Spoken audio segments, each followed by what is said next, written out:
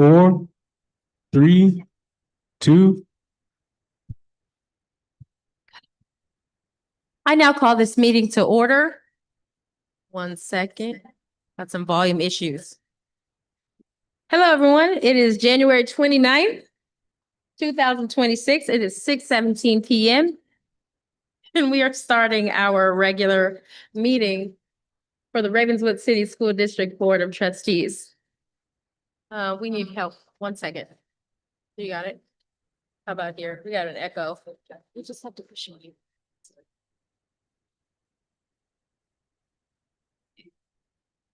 We got it? All right, awesome. We had a couple of technical difficulties here, but we will start with the roll call, item 1B. Are we ready? Trustee Tavera is absent. Trustee Nunez is absent. Trustee Varghese Bloom here. Trustee Latu present. And I myself, Trustee Shivomi, am present. We have quorum, so we will continue. On to item 1C, approval of the agenda. Do we have any questions or comments regarding the agenda? If not, do I have a motion to approve the agenda? Through the chair, I move to approve the agenda. Do I have a second? I'll second. All in favor, say aye. Aye. All opposed? Motion carries 3-0. Moving on to public comments. Item 2A, comments from the floor.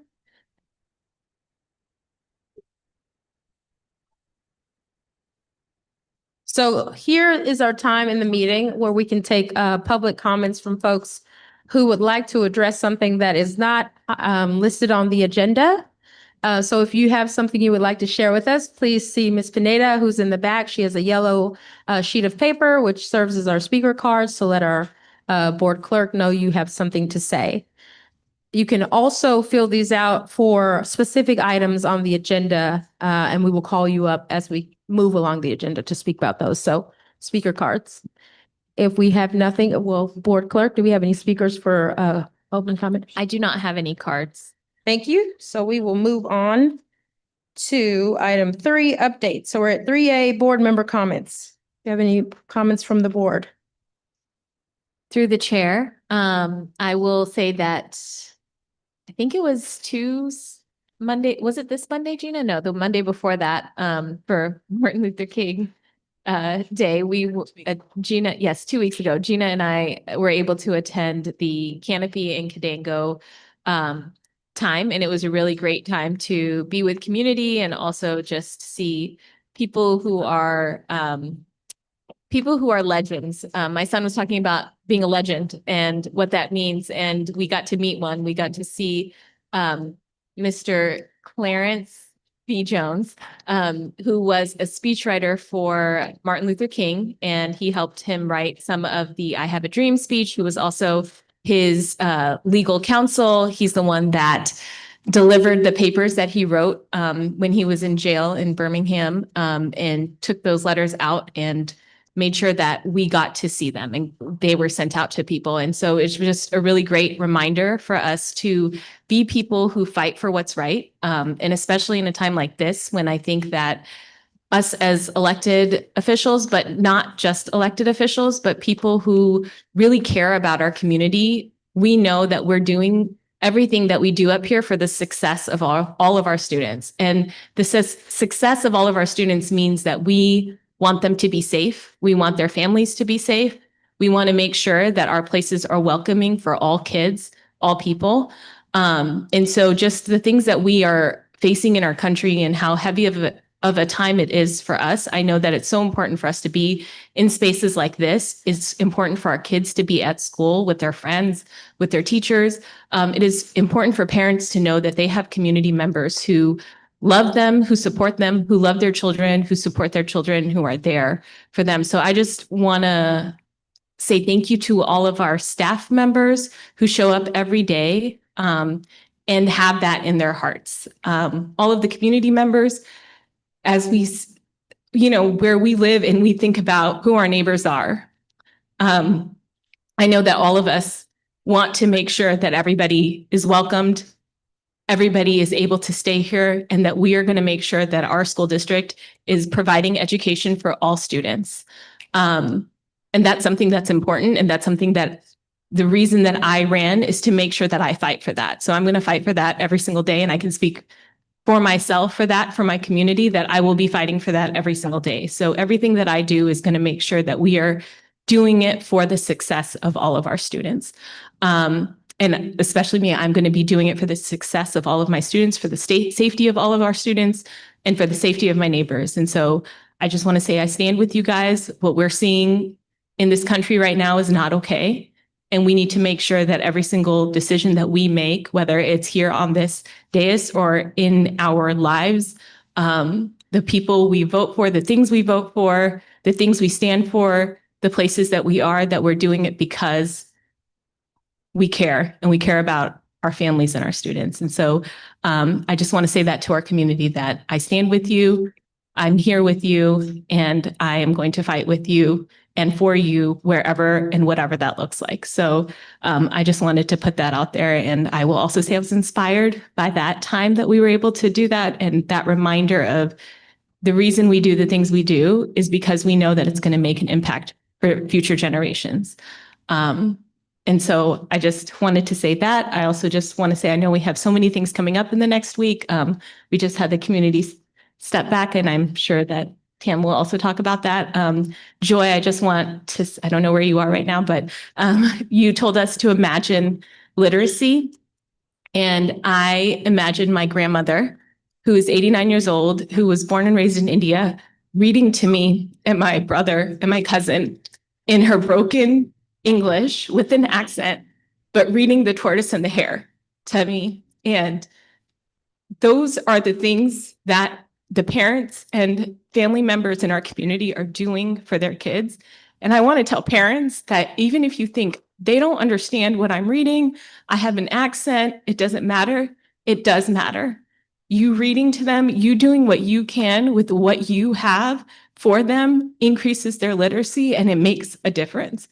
And that experience, you know, even now, my grandmother barely speaks English, but she read to me in English, and she said tortoise in whatever way she was able to say it. And I still remember that book, that image of like not even being in TK, not even being in pre-K, and having that experience with my grandmother.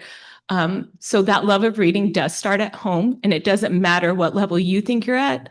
Being there with your kids, encouraging your children, and doing it is going to make a difference in their life. So, Joy, thank you for asking that question to bring up those memories, because the work that we do is so real.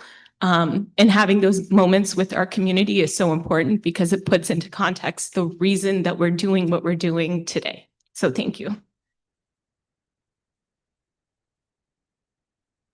Through the chair, I just want to make note, there has been some community members who live close to our school site, who have voiced some concerns regarding some of the construction that's going on.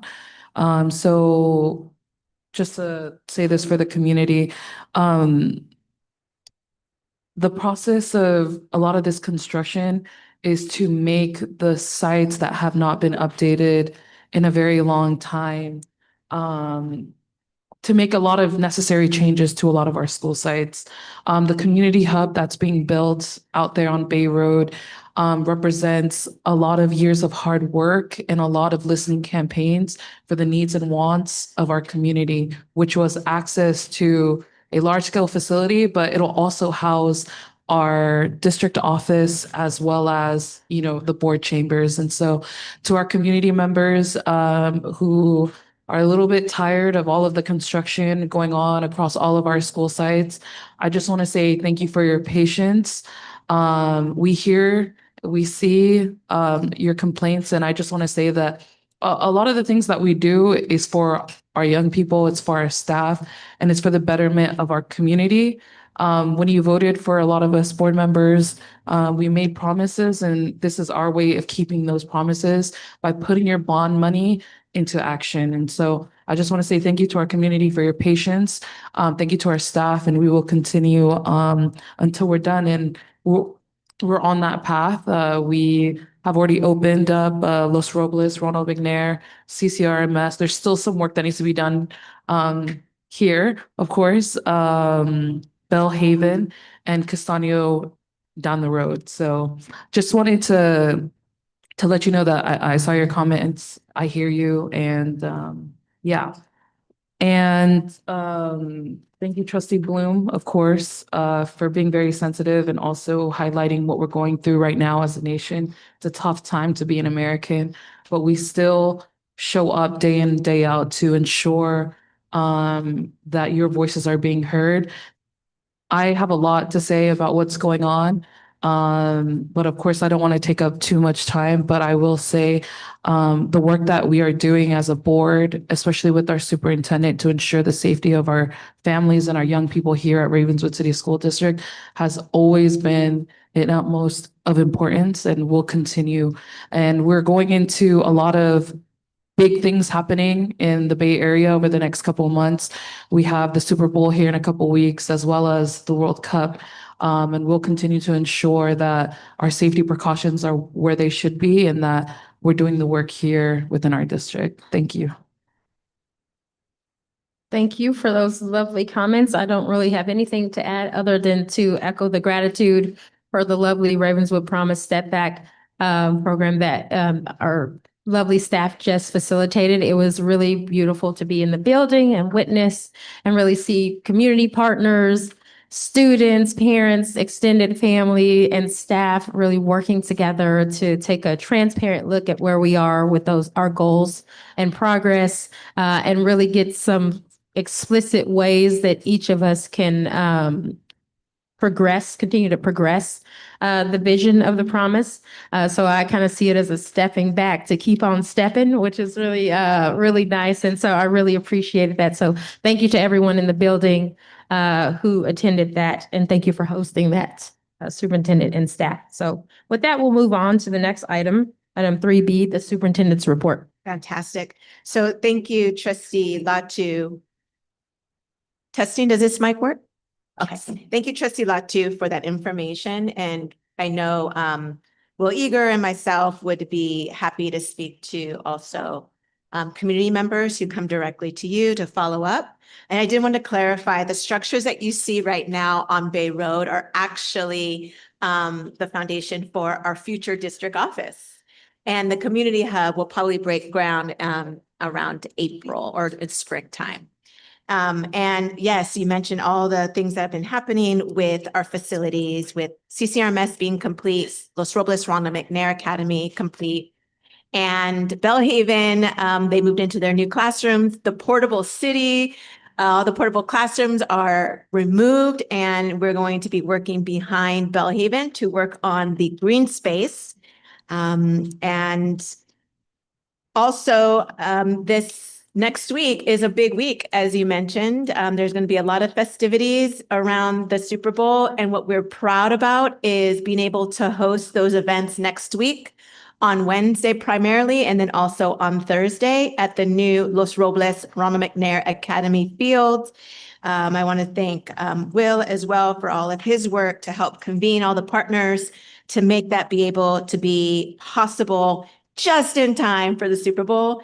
And so we ask all the trustees to be able to be present in partnership with the Bay Area Host Committee, the 49ers Foundation, so many different partners that made the city of East Palo Alto that made that possible. And we are taking precautions because of all the events that are taking place. I appreciate Omar Curry, our Chief Academic Officer, working with our school sites and partners to ensure that our families know their rights and be able to respond if necessary. And so our next Know Your Rights meeting will be at Cesar Chavez Ravenswood Middle School on Monday, February 2nd from 5 to 6 p.m. And then our last one we will be holding next week is at Castaño School on February 3rd. And so we've been sharing that those Know Your Rights trainings, sessions to other schools in our network here in East Palo Alto and the Bellhaven area. What I'm really excited about, though, is the work that we just completed with our community step back and being able to present to you, the board, a higher level of our data with the middle of the year report. And it only reflects what we can do immediately within our locus of control to make impact in our community, as there's things that seem out of our control at this point in time, but we can make a significant difference with our daily actions that take place in our classrooms. So we'll be, I'm excited about our team being able to share the middle of the year report and our next steps. And that's all I have. Thank you for that, Superintendent Sudaria. I have one more note actually that I failed to mention during my comments. And just want to say a special shout out to our Superintendent Sudaria, as well as our Assistant Sup, Dr. Eager, who are being honored and recognized tomorrow at the City Year Paint the Town Yellow Winter Gala. So City Year was here in the house tonight. They've done a lot of work with us in our district.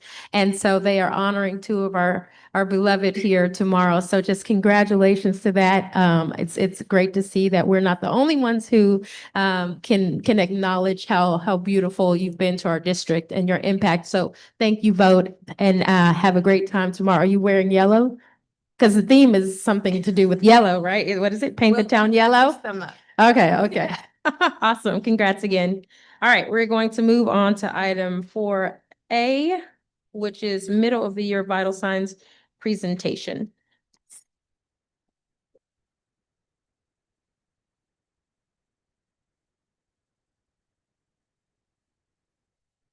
Hello, trustees. I'm going to invite my team members, Shauna, Director of Teaching and Learning, Kennedy, our Data and Assessments Coordinator, and Austin Batson, Assistant Director of All Things Talent, to join me up here as we talk through our vital signs data.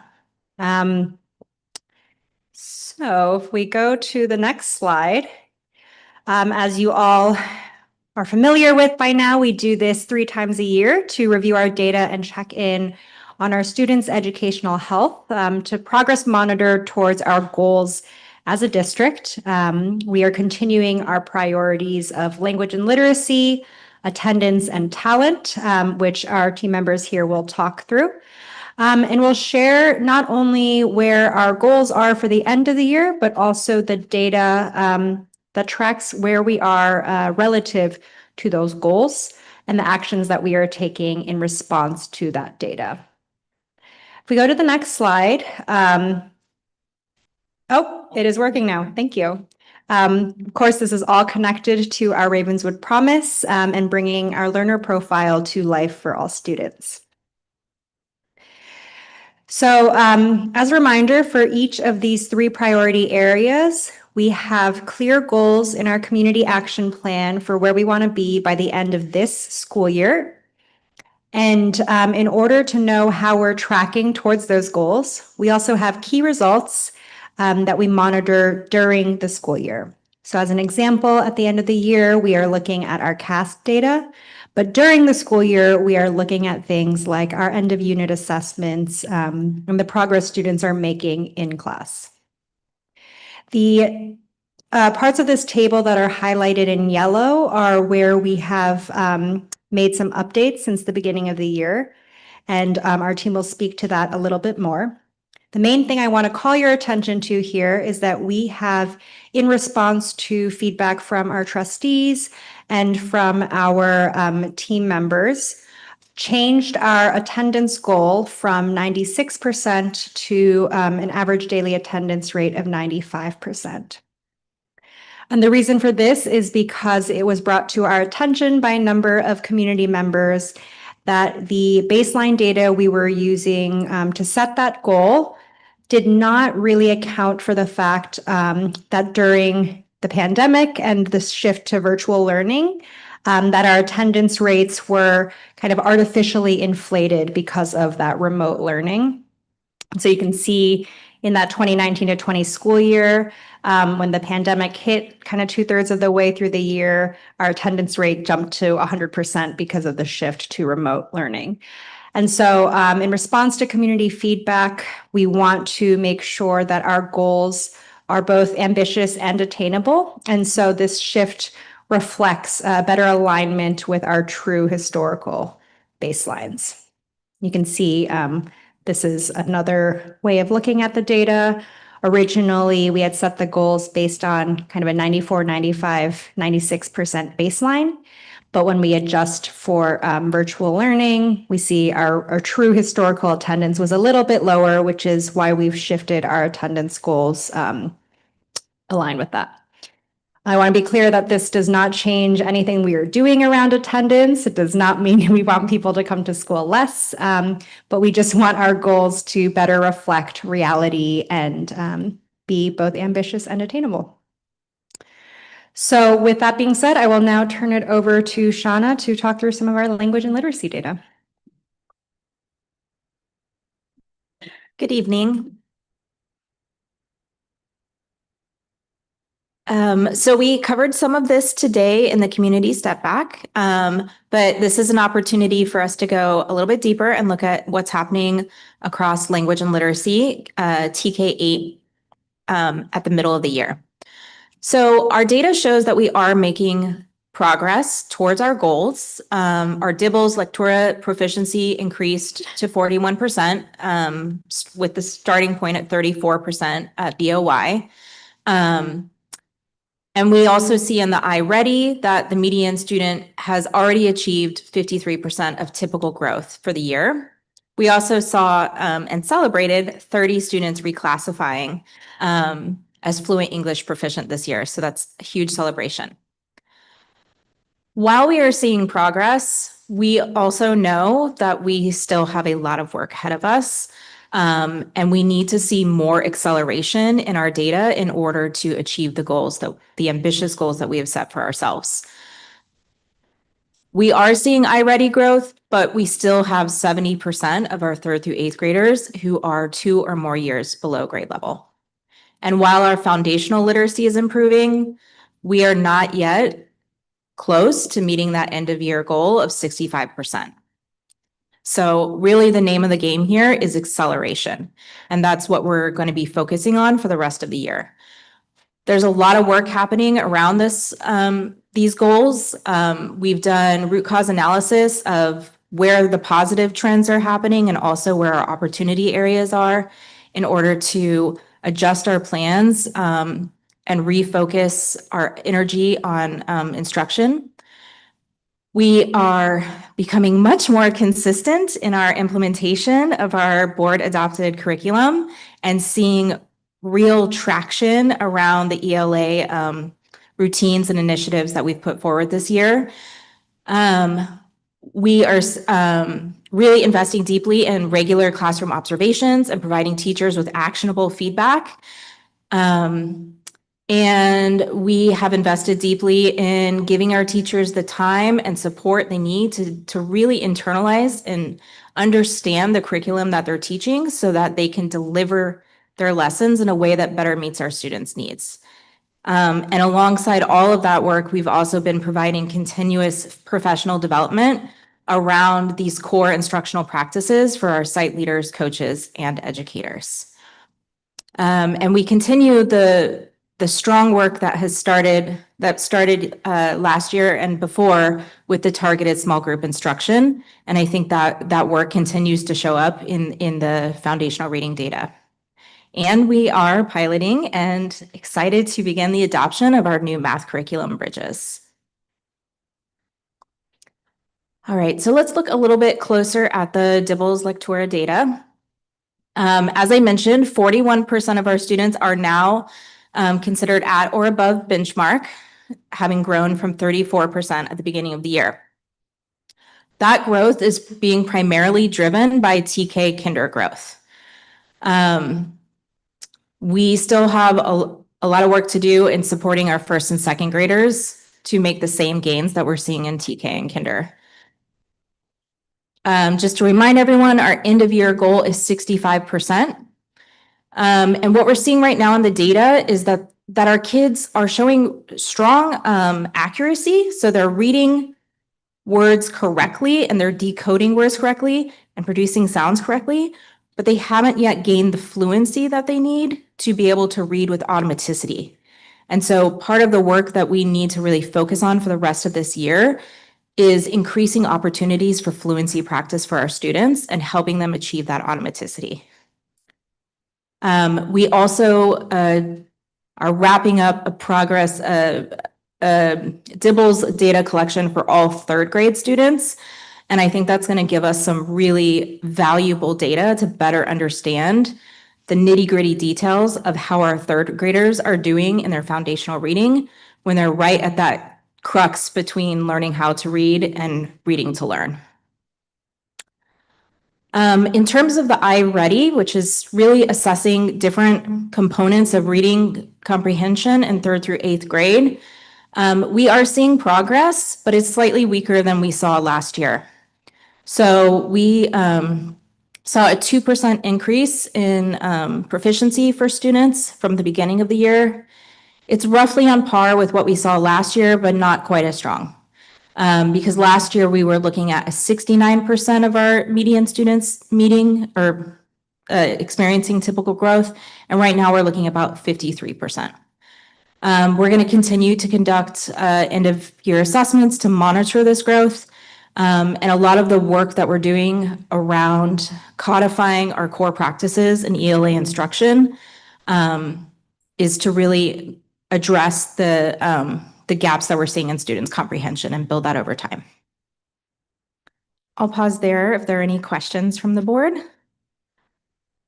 I have a question, Mhm. and this is maybe more descriptive clarification on the, I can't go back, go back one more time. But so you have 41% at or above grade level, but then here, so the slide before this, I think it said something about 70% being under 70%. You said something about 70%. That's on a different assessment. So we have 70% under on iReady. On iReady versus Mhm, yeah. Dibble's. Got it. Yeah. Okay. Thank you for the clarification. Thank you. Any other questions? All right, I will pass it on to my colleague, Kennedy, to share more about EL progress.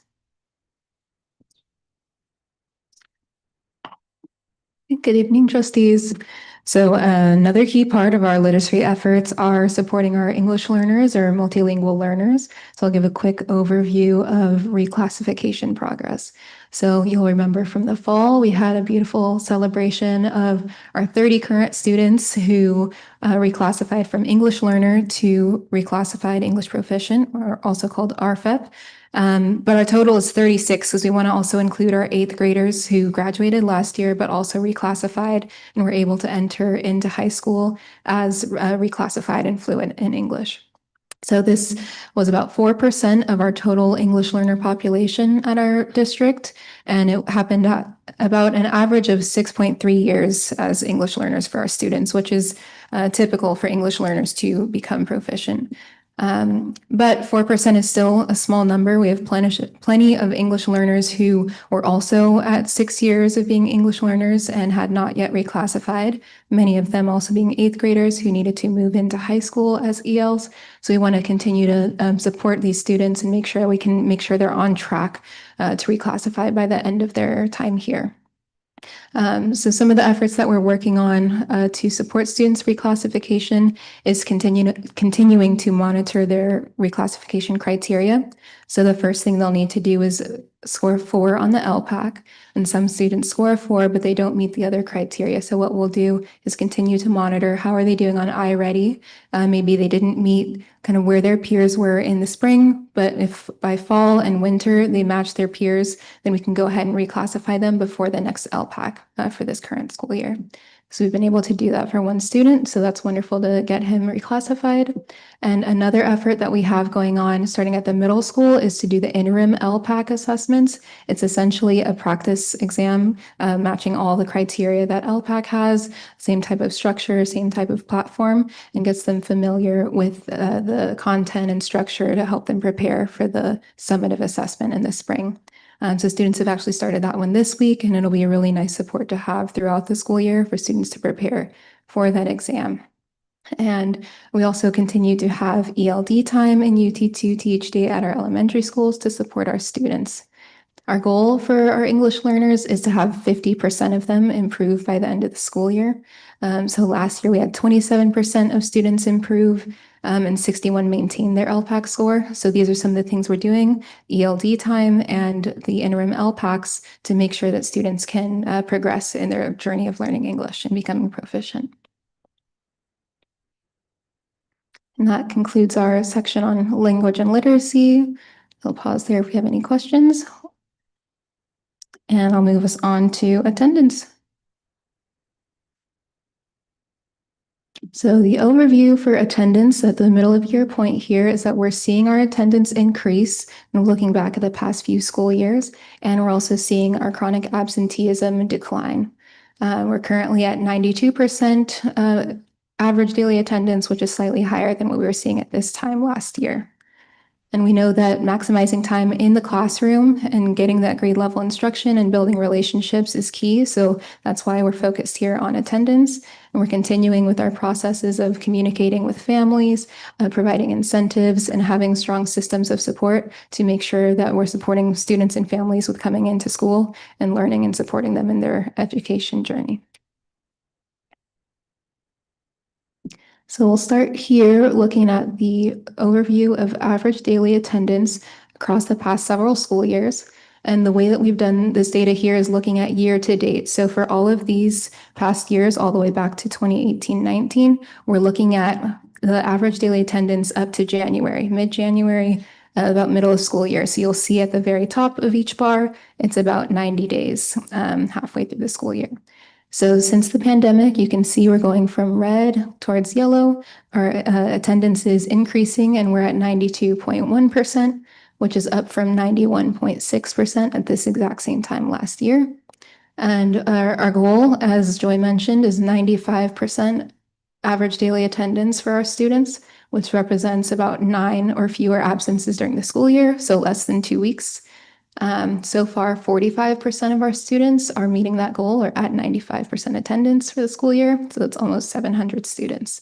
And again, we're continuing to focus on supporting families, community engagement, incentives, and systems of support to continue to see our attendance rise.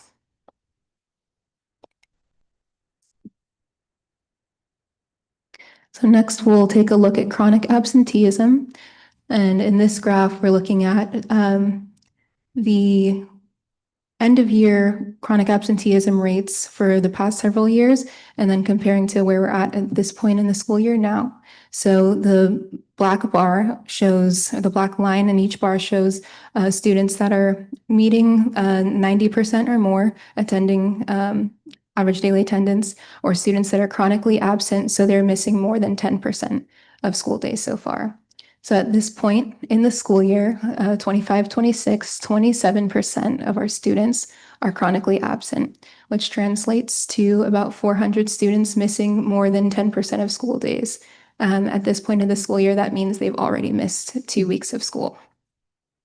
Our end of year goal is to have lower than 30% chronic absenteeism. And so we're seeing that we're at 27 right now, and just a few percentage points away. So we're kind of looking on track for that. Last time this year, we were at 32%. And by the end of last year, we were at 34%. So we're really hopeful that we're able to meet this goal this year. So same with ADA and chronic absenteeism. We're not back yet to where we were before the pandemic, but we're seeing growth since the pandemic and seeing our numbers for chronic absenteeism decline.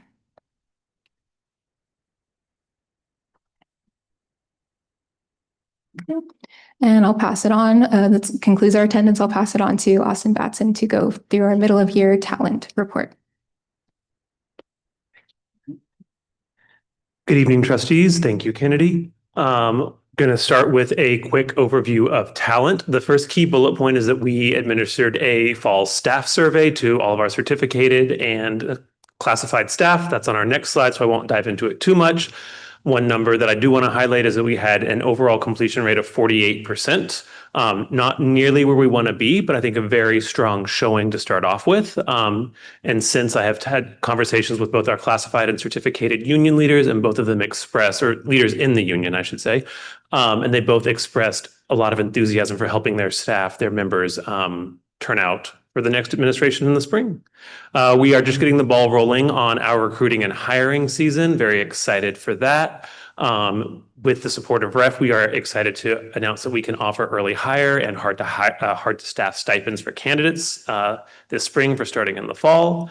And then looking in on our classrooms, our staff are our teachers are receiving actionable feedback for all staff, and we'll see a little bit of what that looks like in our staff survey results on the next slide. So I'm going to kind of take this one a little bit slow because there's going to be a lot of data on here. Our survey had three broad areas that were asked. The first one is coaching and feedback. And each one of these is broken into kind of three groups of staff. First, our certificated staff. So these are our teachers, our specials teachers, our PE teachers, our intervention teachers. Our second group is all of our classified staff. And then the third group is all staff at the home office. So the first two are really staff at our sites. And the third group is all staff at our home office. And the goal of this was really trying to break down how things were looking at individual school sites and then looking to see what, if any, divides existed between our certificated and classified staffs. So in the first category of coaching and feedback, we see that 64% of certificated staff had favorable responses when asked about coaching and feedback. That's kind of the average of all the different questions we asked. We have individual questions with specific results there. And we see that 14% had not favorable, negative responses overall. So kind of a high level takeaway from here is that classified staff report lower levels of satisfaction with the feedback and coaching they receive. But excitingly, 72% of our certificated staff, our teaching staff, received quite or extremely useful and actionable feedback when they were asked about that question. So that is very exciting. 72% is not 100%, but it's really, really exciting to see that our staff are receiving that actionable and useful feedback on their teaching. Our next category is looking at belonging. So this is, do staff feel like they belong at their school sites? Do staff feel like they're connected to their peers? They feel supported? And overall, a majority of our staff report feeling a sense of belonging, which is very exciting. We do see some differences between our certificated staff, our classified staff, and our home office staff. And one number that I was particularly excited to see is that 87% of our certificated staff and 95% of our classified staff see a future for themselves in Ravenswood, especially seeing that 95% of our classified staff really see a future for themselves here. That's very exciting.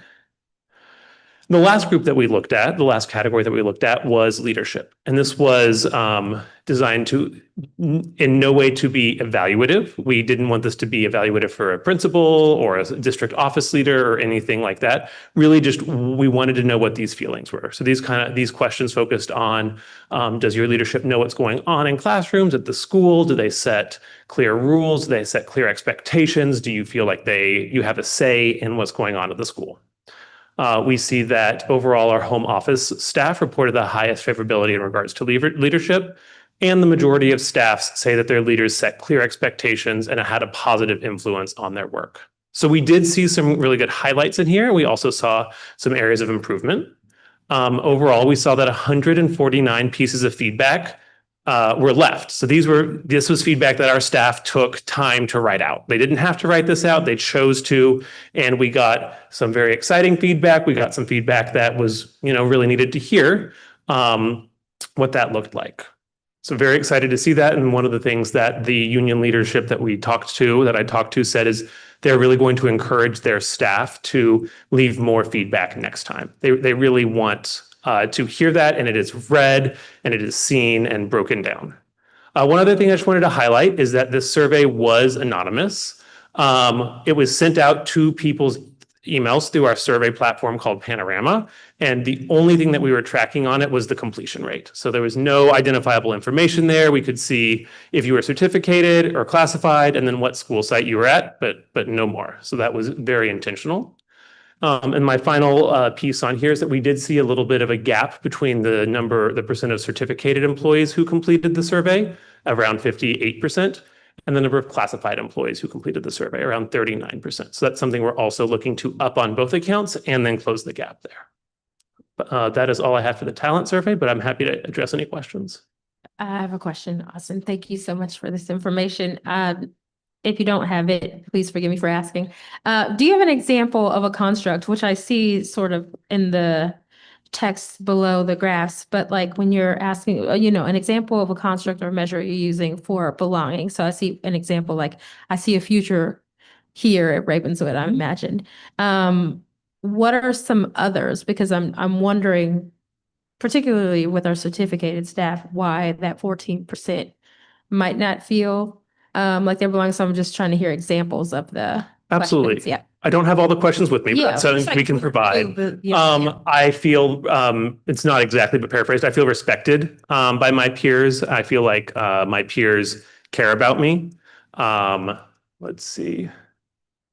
One of them was, I feel like I see a future for myself in Ravenswood. Those are the three that I can think of off the top of my head, but I can look and get back to you. Well, that's nice. And it would be nice to see, not in this presentation in the future, but just offline, what some of those are, to see the nuance of what people are saying. Absolutely. And then also the same for the feedback and coaching. And I know that you are looking at that, our leaders and everything, but just out of interest. Absolutely. Just wanna know. I know Superintendent Sudaria shared a little bit more detailed of a breakdown with our Monday memo, so I can Yeah. make sure that's shared with y'all as well. It is. And then happy to address any further questions and send all the specific questions with the specific phrasings as well. Yeah, it's good. Thank you so much. Thank you, trustee. Thank you. Any other questions? Okay. All right, I will pass it back to Joy. Oh gosh, he's so much taller than me. Every time. I know, but it's true every time. Mhm. Okay, so I'm here to provide a quick update on our differentiated assistance status based on the County Office of Education and the California School Dashboard. So based on our growth since last year's school dashboard, we are now moving into the second year of differentiated assistance for 3 student subgroups: English learner students in ELA math and chronic absenteeism, homeless students in ELA math and chronic absenteeism, and Pacific Islander students for ELA math, chronic absenteeism, and suspension rates. Based on the 2025 school dashboard, we are very excited to report that Ravenswood is not newly eligible for differentiated assistance in any area. And so I think it's a testament to the growth that we've seen across these various indicators, that we have not been newly identified for that differentiated assistance. And our team is going to continue working with the county to focus on our improvement of outcomes for all of our focal student subgroups. And then finally, just to wrap up here with our next steps, as you can tell, our team has put a lot of thought into the data that we are looking at and how we are using it to take action to inform instructional practices, to inform our community and family engagement efforts, and to inform the ways we're thinking about recruiting and retaining and developing our team members. And so every site has clear action steps around all of those pieces. You've heard today from some of our community organizations how they are partnering with the district. And also our teaching and learning team is working closely with site and teacher leaders to continue to implement strong instructional practices across the board. And that concludes our presentation. Thank you. Thank you. Thank you for that presentation. Do we have any comments from the board about anything? I know some of you were waiting to the end. Through the chair. Can we jump to slide 9?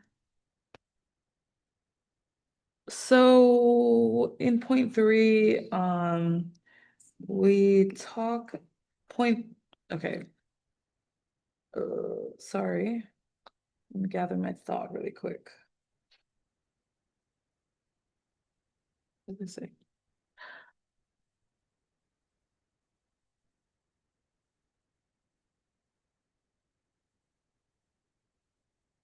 Okay, so point 2, and then for the point where it says we need to continue to accelerate our students' growth in literacy and math in order to achieve our promise. We are not exactly, but in a very similar place than we were last year.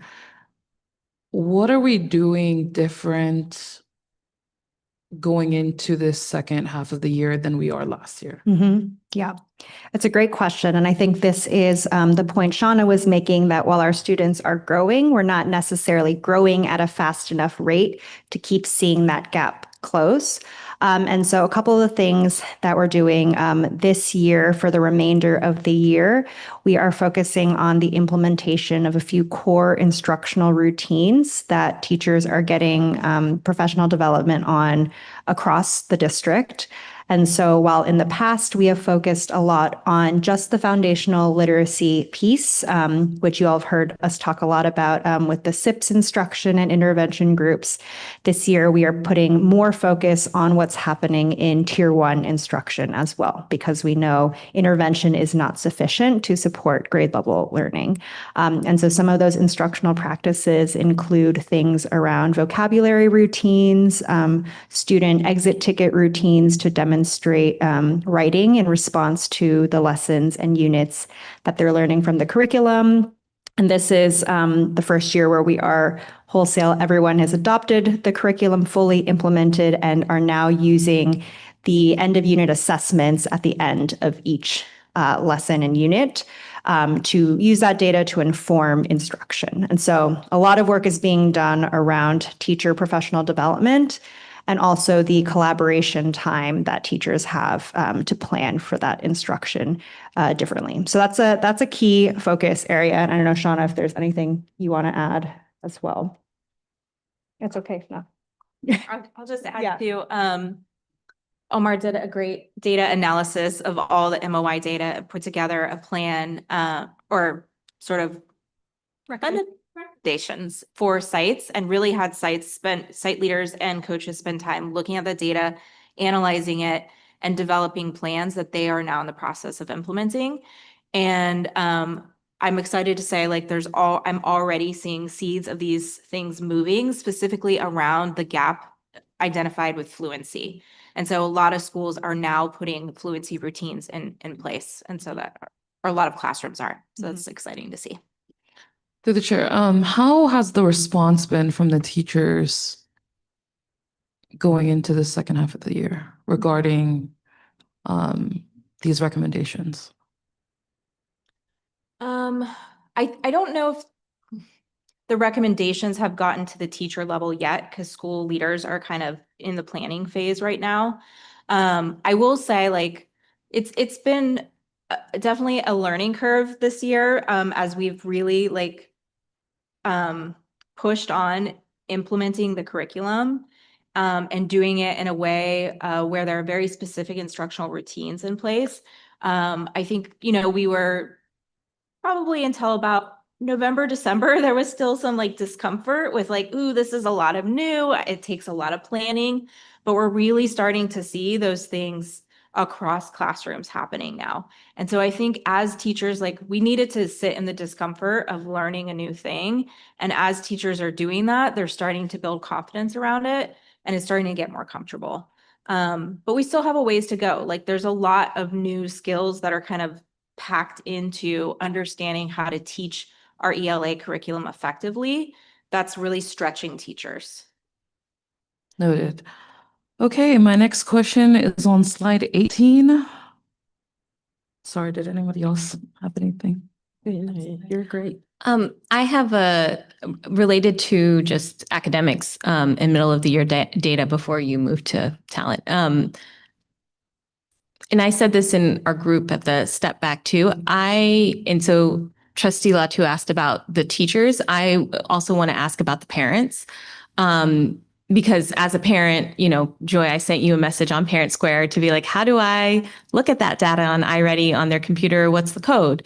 And so I think there's some level of for me as a parent who has access and knows who to email to ask for that code, I can get it right away. Mm-hmm. But if I didn't know, I need to log into my kid's Chromebook, I need them to log into their iReady, and I need then the code, and then I need to go to the parent link to look at my stuff. How do I see my students' data? Mm-hmm. So I think there's that question that I would love for you don't have to answer it now, but I think that's a question of like, okay, so if I don't have to do all that, can we make sure that every student in our district, whether they sign up for the Promise Walk or not, have that data in their hand? And then after getting that data, my question to my child was, well, can you tell me more about what happened here? Like, can you tell me more about what this test was about and how you did it and what they were, and they were able to tell me, well, we didn't hit every single thing that I was tested on. So I didn't know some of that stuff, but I do now know because I have learned it, right? I think I know. So I think that the question becomes, as a parent, how do I know what my kid doesn't know?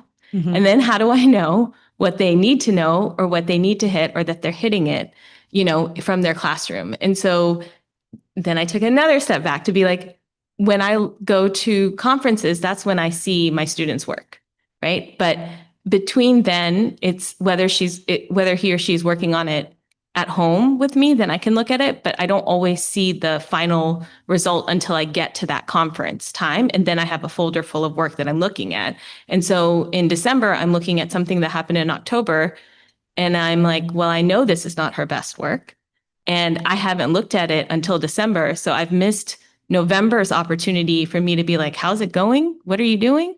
Can you tell me more? And now because of what happened in October, and I saw it, whenever the conferences were, there was a difference because I was able to implement something at home, right? But my question is there a way for families to look at some of that work and see their kids' actual work regularly, not waiting for the conference? Like, I remember when I was a little kid, I used to have to bring home the spelling test and get it signed and bring it back. I got it signed, got it signed. It was signed and came back, right? But there's that level of expectation from a parent. I'm seeing the work that my kids are working on, and I can see that end of unit assessment at the end of the unit, not wait until the conference to see what the score was on the end of unit assessment. And I think, and I've logged into Parent Square, I've logged into Infinite Campus, I've looked at places that I'm supposed to look as a parent for this data, and there's nothing there for me to look at. Yeah. So how can a parent who has access, who has the understanding and ability, utilize the tools that we are investing in to see that data for their kid? And if they can't access it, how are we sending home that data on a regular basis for them to look at? And I think that that's a really important piece of us bringing our community into this process, right? Because as a parent, we can always say we trust the teacher, we believe in what they're doing, but we also need to be informed, because I can look at my kid and say, like, your doodling is a distraction. It's actually not you, like, relieving your stress or whatever, because I know who you are and I know this is not your best work. But a teacher may not know that about my daughter and may not feel they may not want to say that to my daughter, right? But I know I can say that to my daughter. And so there's a way that we can build partnership and not wait for this one moment in time, but make it happen along the way. So I think that was my takeaway when looking at the big picture of the data, middle of the year data, and also thinking about how I, as a parent, can change how I interact with my kid and my and the teacher to really find out what are things. And so then my question becomes, how do we share that information to all the parents who may not know that that's what we need to do? Yeah, absolutely. I think there were a lot of really great points in there. I want to address some of them now, and some of them, to your point, are going to be work in progress. This is the first year that we've started implementing district-wide use of the unit assessments. And so right now, we've spent a lot of this fall just getting teachers and students used to that new practice. But moving forward, it's definitely something we're thinking about, how to bring parents more into that process. The development of that year at a glance resource for parents that we co-created with parent leaders was the first step in that journey of just even knowing what units is my student learning this year. And I think we're going to continue to build on that work and also develop similar resources for our middle school students as well. We've also done a lot of work around, to your point, not everyone got the one parent square message about how to access iReady data. And so we've had parent leaders and our outreach coordinators during conference weeks tabling at schools to make sure those resources are available to parents so that the conference isn't the only touch point that parents have with their students' data. And then I think this is just something that we're going to continue to have to work on. And we're really excited about the momentum that's been building with our parent leadership groups who have gone from, like 1 or 2 parents coming to Promise Walks and coming to events like this to now we saw over 60 families participating this year, over 80 or 90 people here tonight, and continuing to tap into those parent leaders as a way to bring more folks in and get parents more actively engaged and informed about what's happening. So a lot of really great things for us to keep in mind and excited to keep working on that. And I also just want to say, I know that there's work to do, and I also want to be really clear that I think the district needs to not just use parent leaders to share that, but we need teachers and staff and district leaders to send it out to all parents. Absolutely. Right? Because I'm a parent leader, but I don't talk to a lot of parents because I'm going from meeting to meeting to meeting or work or whatever it is. So maybe a parent will text me and ask me some questions and I'll text them back, but I'm not, always going to be able to go to a meeting to say like, oh, all of you, or, so I think that we need to be really clear as a district that we are communicating to all parents and that they are all getting the information or access to the information or know, like, I can talk to Alex or I can talk to Stuart and I can ask them those questions, right? I know I can, but does everybody know they can? Yeah. Right.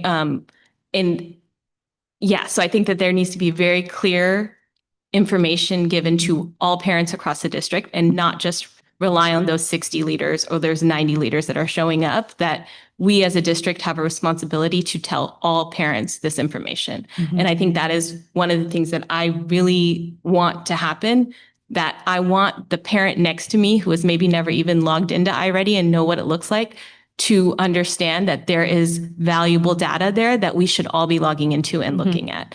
And I, to be quite honest, don't think that that is true for all parents, even in the 2 classes that my kids are in. Yeah. Right. So I just want to be really clear. Like, I want all parents to be able to have that access without having to come to something like the step back or a board meeting or whatever, that should be something that they all get no matter what, because their kids are here. Absolutely. To be more explicit, I'm hearing Yes. teachers need to reach out to every parent in their classroom to inform them about the academic progress intermittently throughout the year. Yes. And just to name, I do want to acknowledge Kennedy, who has been our data and assessments coordinator for just this year, I guess, but it feels like you've been here for a lifetime, who has already started some of that work of like batch downloading and sharing files of assessment results to teachers in schools so that teachers get a folder with all of their students, iReady reports, for instance, so that they're ready to go for those conversations with families. And so we also recognize that need. And I think that's something that we're also very on board with, making like a consistent practice across the district too. So thank you for raising that. Thank you. I'm sorry, just before we move on to your next slide, but since we're on talking about academic progress and parents engaging with that data, I absolutely agree with Trustee Varghese Boom that that's important, that access. I also think knowing what to do with the data is even more important. And something that I really appreciated tonight that was shared were, the dialogue when it would go like, who here, raise your hand if you can make a commitment to read with the student 15 minutes, every night, or who here can do this or that from a community partner's perspective, from a family's perspective, et cetera. And I think, number one, getting touch points with data more frequently, obviously would be beneficial. And I think everyone knows that and would agree with that. So more conversations with teachers, but then if there was a way to sort of, again, scaffold and really explicitly give information to parents and community partners saying this week or these 2 weeks or this month, do these things. And I don't know if things like that are happening, so forgive me if I'm assuming they're not, and they are. But if that's happening, where I just know if my 8th grade son, who, might be struggling learning some science concept, came home and was like, the science teacher was like, do this every night this week, I'm definitely going to do this. And that's very helpful to me because I might not understand what to do with whatever chemistry problem they're working on or whatever it is, so, but if they're like, we're working on this and I want you to do this, or even if it was sort of integrated into the homework prompt where that student then is saying, it's like, do these problems and now go talk to someone in your household and explain ABC or talk to them about 1, 2, 3. And now not the signature, like the old school spelling sign offs, but something where they're having to show that they have this dialogue about whatever the assignment and it's something frequent. I think that could be really helpful as well. I love that idea. Thank you. Trustee Latu, go ahead. Through the Slide chair. 18, was it? Let's go to 19. Okay. So we're looking at 47.7%, which is less than half of our staff. Is there a way that we can incentivize for a better percentage, at least over 50%? Like, hey, here's a matcha, just flash us that you've completed the survey. If that's illegal, legal counsel, I apologize. But yeah, is there any other way that we can incentivize? Oh, yes. If we get our water coolers back and all the staff lounge, if like a certain percentage of teachers fill out these surveys. We don't have a water. We'll do it for that. You don't have a water? Like we used to have like hot cold water. Do you still have the ice machine, the nugget ice machine? Oh my gosh. Sorry. Like, then you guys will do that for us? We'll do it. We're trying to do that for you regardless of the survey results. So we do want our teachers to have water. I will say there was an incentive this time around. So I do want to shout out Joan and Austin on our HR team for this. And Ref, of course, Which who was provided the incentive Ooh, because what was the incentive? it was an extra coffee cart for the school that had the highest survey completion rate. Which okay, is but then you're competing against which now was it's my matcha, versus- literally. Okay, but that like Yeah. that puts a school versus a campus across our district. Sorry, Ref, I can't. We're going to do this again, so we'll take that under advisement for the future. But I will say 50% for a staff survey rate is actually a remarkably high survey completion rate, especially for the first year of doing that. And so we definitely want to keep growing that number, but I do want to acknowledge the work that was put in by the team and all of the site teams to make that happen. And we know there's certainly more work to do, and we're not satisfied with that 47%. And something I talked about with the union leadership before was ways to incentivize. And so it's wonderful to hear those from Ms. Sullivan as well. Yeah. And then my other point is, it says that there was 149 pieces of feedback on the free response questions. One, what are you doing with that data? Are you presenting it to the district? Like, are you presenting it to the superintendent and then going back and talking with the principals about some of the feedback that's being heard? Like, I kind of want to know a little bit more about the tone of what the responses were, if there was anything that stood out in particular. And you don't have to tell me everything right now. I'm nosy. I would just like to know that our staff, if they have feedback, that it's not just going into the abyss, but it's actually, we're Yeah. listening, but we're also, doing something with that.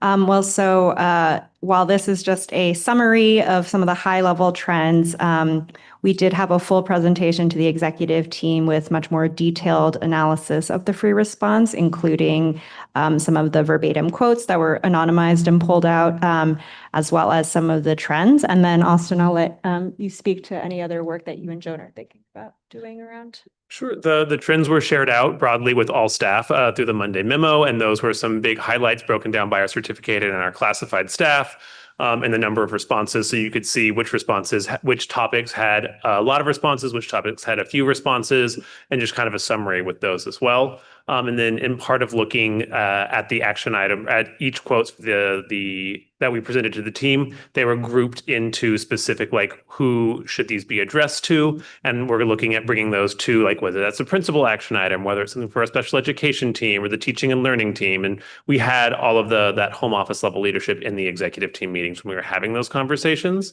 And I think really further disseminating that, further having conversations with our site leaders and our home office leaders, once we have some of the spring results as well, is something that we're intending to do. I would also like to add, Austin, did you meet with the The unions as well. I met with thank you, Superintendent. I met with both RTA and CSEA union leadership to discuss those, go through with them, talk about some of those high level things, and really kind of do a little bit deeper dive into each of those individual questions. And the slides that are in the Monday memo show like specific responses to each question broken down by a certificated, classified, and home office staff. So really getting into that nitty gritty there. And then we also reviewed those high level free response slides with the union leadership. They offered some specific feedback and some other ideas and ways to increase the response rate. Thank you. Thank you. I have another, no, I'm joking. Joy, thank you for the night. presentation. Quite satisfied with the deck. Thank you to the team for the information. Sullivan, don't worry, I'll continue to ask about this water cooler and see how long it takes for us to get it back. Just kidding. We're on it, I think. Absolutely. Thank you. Will's on it. Where's Will? Back there There he hiding. is. Thank you so much. Are there any, I'm seeing this yellow sheet of paper here. Are there any comments? No comments. This is just Okay. an example. If anyone wants to make a comment, you do need to fill out this yellow paper and give it to me. All right. Thank you. Thank you so much. Okay, thank you. We're going to move on to the next item. Item 4B, the 2025-26 Local Control and Accountability Plan. Okay. I think that's still me, so Yes. I'll be here all night. Okay, so it is time for our mid-year update on the 25-26 LCAP. As a reminder for everyone, the LCAP is our 3-year district level plan that describes what we're doing and how we're using our money to address state and local priorities. And check in on the progress of that spending and those action items. So we are currently in the middle of an LPAC cycle that will go through the end of next year. And the intention is for our annual school plans, SIPSAs, to be, aligned with that LCAP and aligned with our overall Ravenswood Promise Community Action Plan, because everything we're doing is in support of our goals. So that fun little star is where we are right now. And you will have access to the full LCAP document, but just a quick high-level summary. We have 3 goals in the LCAP around academic growth, joyful communities, and supporting our multilingual learners.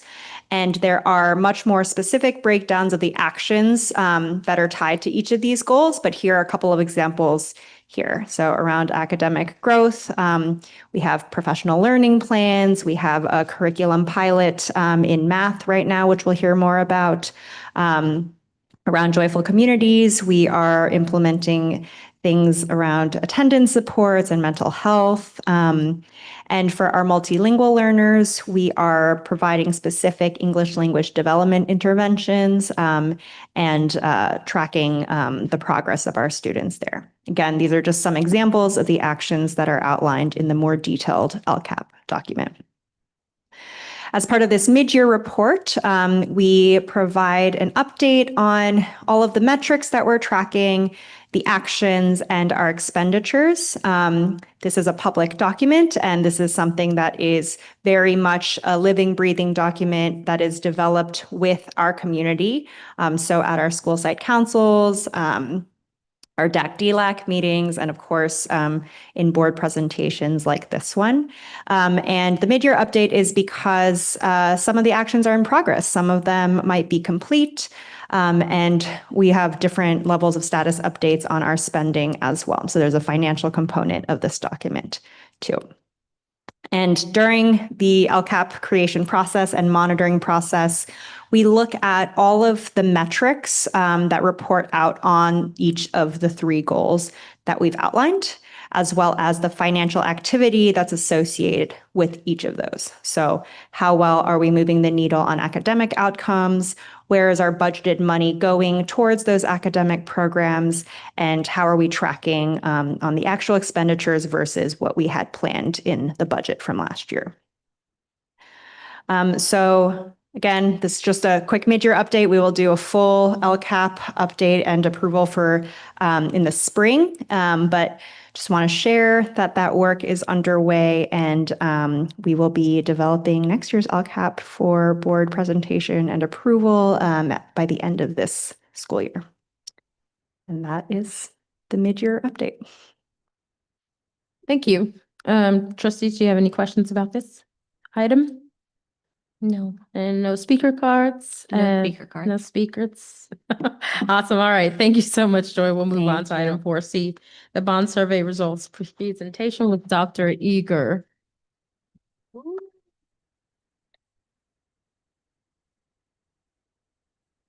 Longer walk in this gym.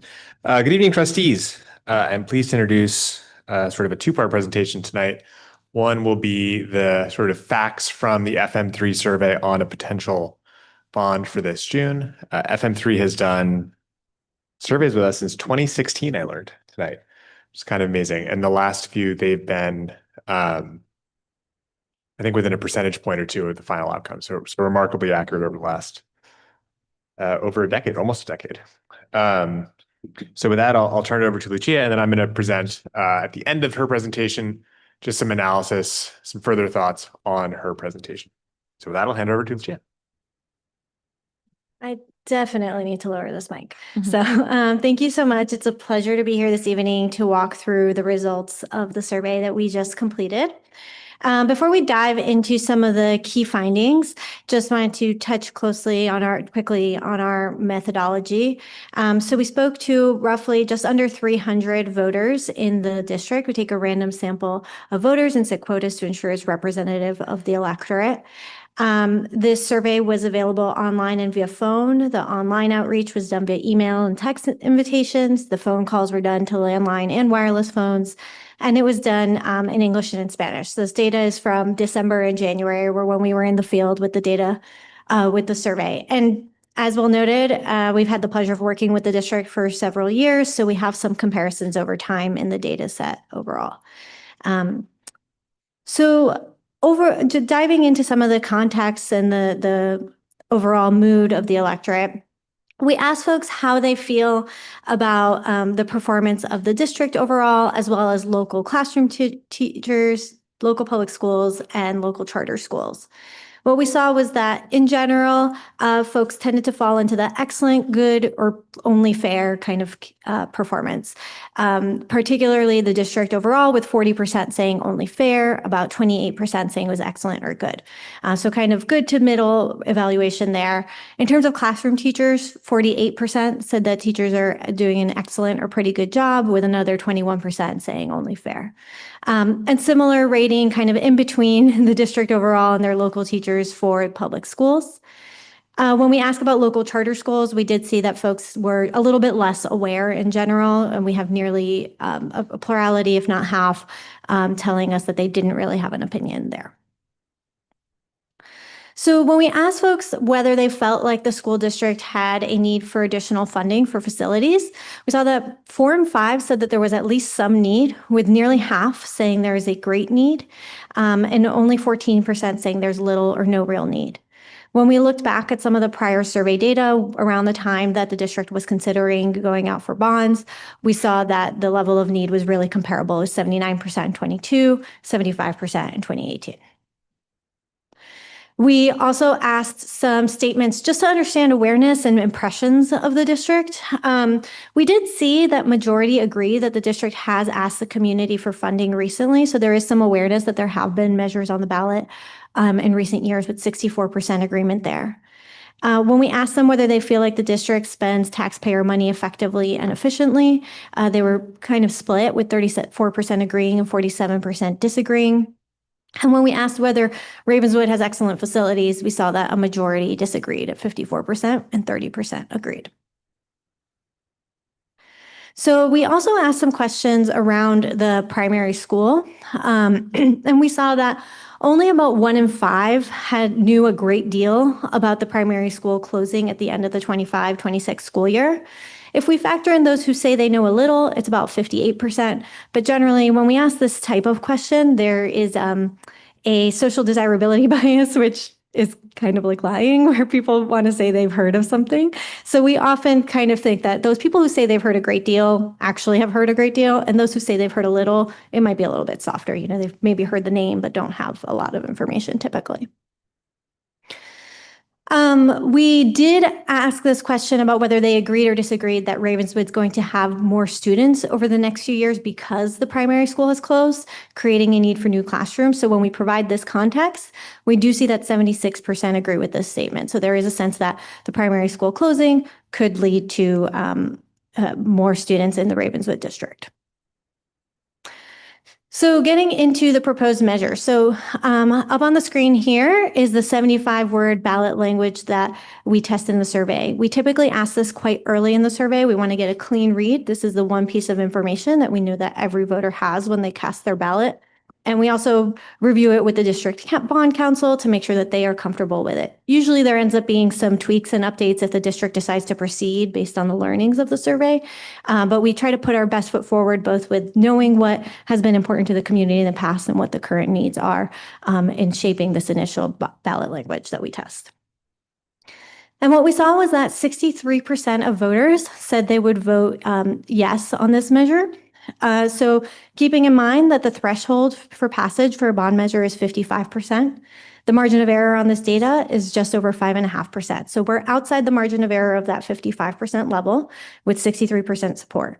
There's also really strong intensity of support with 41% definite yes. So a lot of kind of those who are yes voters feel so very strongly. This is a little bit kind of in a softer place than in 2022 when we polled at 71% yes. The actual outcome ended up being 72%. So there was more support at the time, but I think obviously we're living in kind of a difficult moment right now. And there's some other overall, I think, tax fatigue that we have seen in the state in general. But I think, again, this looks, again, when we're looking at that 55% level, this is outside the margin of error and comfortable with that threshold. We asked folks to tell us in a few words of their own why they would vote yes on this measure. So the folks who said yes, we let to ask this open-ended question, and then we took their responses and coded them out thematically. And what we saw was typically the responses had to do with a desire to improve facilities, to provide a quality education and support schools, the perception that education is underfunded and needs investment, and about 1 in 10 had a comment about school safety, and another 1 in 10 had just a general positive, I like it, it's a good idea type statement. And you can see here on this slide some examples of the things that people said to us. So I was a student in Ravenswood, and temporary portable classrooms outside are still there after 10 years. My kids go here and I work here. I see that district's making a lot of changes. Schools have been historically underfunded. I support schools, and children deserve to have the best infrastructure we can afford. So kind of reflecting what we saw on the previous slide here in their own words. We did the same exercise with those who were opposed to the measure. And what we saw was that 1 in 3, 1/3 basically felt like there was some financial mismanagement or just that past funds really haven't made an impact. Another roughly quarter pointed to poor academics. 1 in 5 said taxes are too high and they can't afford it. And then we had some just negative comments. Again, I don't like it kind of comments. And then a few folks who also told us they felt like they needed more information. When we look at the next slide, we see some of the comments from people who were opposed. We highlighted the comments that were maybe folks who were a little bit misinformed or unfamiliar with the district's recent achievements and investments from the prior bonds. So, I've seen these types of measures pass and not improve anything. We've already funded new schools. These measures lack transparency. Previous remodeling didn't work out. So again, I think just emphasizing that some folks just need to know a little bit more about what the district has done, and that might help. for those folks, as well as we see other kind of negative feelings around taxes and other general concerns. We did ask folks about some lower tax rates. We asked about a $60 million bond and a $30 million bond as follow-ups to that $70 million bond. And we did see support intensify a little bit. At the $60 million level, it was 67% yes with 45% definite yes. And at the $30 million bond level, we went up to 70% yes at 49% definite yes. So support did kind of intensify at that lower level. So looking at some of the messaging and exchange of information. So we asked folks how they would vote or what they would think of this measure 3 times in the survey. We asked them very early in the survey when they've just read that ballot language. We asked after a series of positive informational statements, and then we ask again after a negative statement reflecting what kind of critics might say, the typical no arguments that come up. And what we saw was that after positive messaging, support went up to 66%. So it went from 63 to 66. The definite yes went from 41 to 48. After the negative statement, support really kind of remained steady. The definite yes went to 46%, and the overall yes went to 65%. So kind of it does, once folks hear the more positive information, the negative statement has a little bit less of an impact. And looking through some of the thematic messaging, so we grouped them here by themes. So we asked some messages around the primary school closure. We asked it both in the framing of, the students are going to be coming back to the district, and a lot of there's facilities that need to be updated to accommodate that. And we also asked it in the frame of overcrowding and maintaining class sizes. And we did see that older buildings framing, when we talk about the primary school closures impact on the district, was a little bit more impactful. 40% told us that was a very convincing reason to support this measure.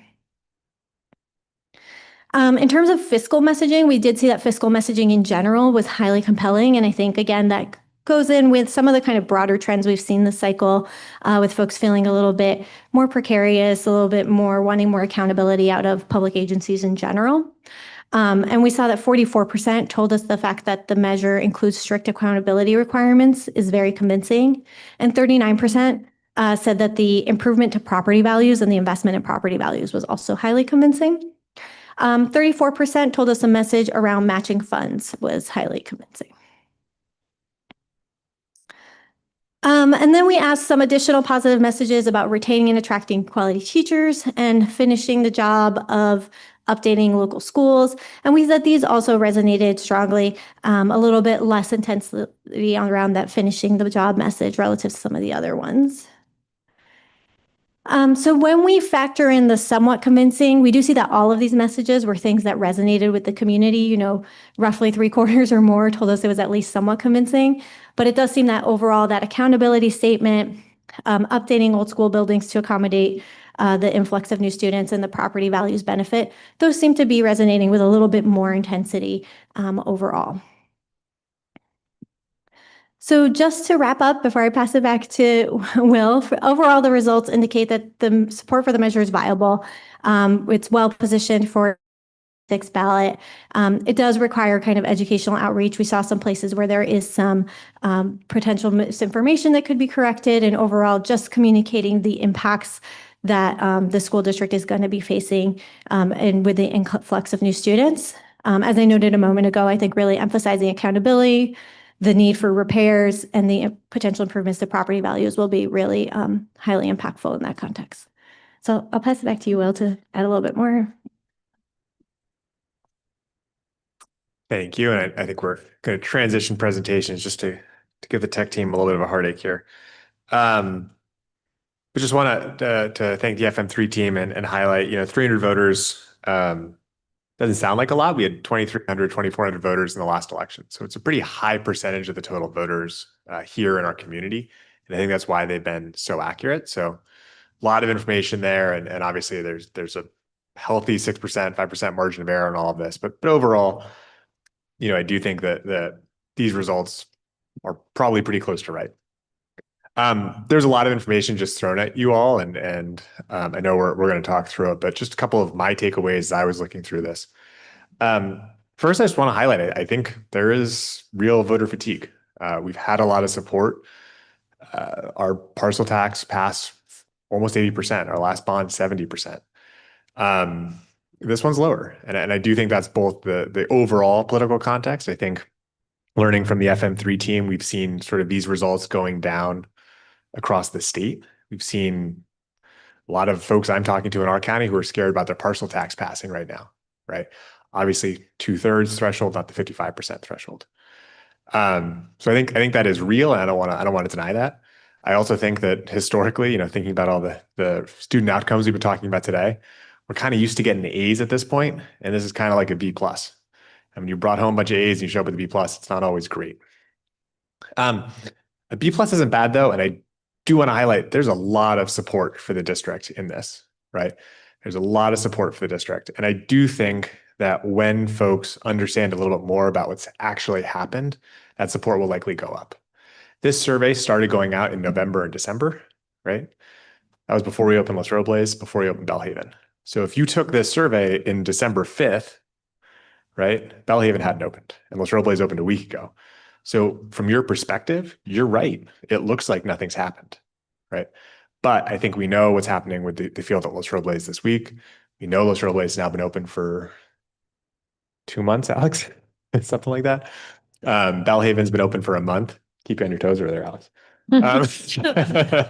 Obviously, the middle school's been open for a lot longer. But I do think I get that sense of disillusionment. But I think as we do a better job of welcoming people back into these spaces, I do think they'll see the exciting progress that's been made. The other aspect of this is, just to be clear, we had no plans of going for a bond this year, right? We I had my hands full. We got 6 projects going, as a month ago, right? We did not necessarily plan on doing a bond this year. However, with the closure of the primary school, it does increase the number of students that our district's going to need to serve. And that wasn't something that we accounted for in our facilities master plans. I know that's been a big deal, a big source of conversation in our education community, but we live in a bit of a bubble. And 40% of voters in our community haven't heard about the TPS closure. And only a fifth have heard a great deal about it. When folks hear those messages, they start to say, oh, I get what you're doing. It's not actually just another project, another tax. You guys aren't just taxing me again because you haven't made any progress. You're taxing me again because you're actually going to get 20% more students. And as folks become more aware of those things, I do think we see that. And finally, I do want to highlight, and we'll talk through some of the options here, but if we want to do this, if we want to go for another bond, if we want to finish what we planned at Castaño, now is really the best time to do it. And it's kind of the only time to do it. This, just from a construction sequencing perspective, really won't make a lot more sense in 2 years, right? So even if the money was to come in then, it really would put us in sort of a tricky spot. Now, we basically polled for 3 different dollar figures. We polled for a $30 million figure, a $60 million, and a $70 million figure. And I have at the bottom here the polling support thresholds for those 3 numbers. Implicit in this is the amount of support for not doing anything, right? And even at the lowest level of the bond, we still had 25% of people who said don't do it. So the number of people who are saying don't do something is actually pretty small, right? If you think about sort of the flip of this, right? Only a quarter of people are like, under no circumstances, no dollar figure, don't do a bond, don't do a bond, don't do a bond, right? The vast majority of people do want us to pursue something like this at some level. It's worth reminding the trustees, I know we talked about this in the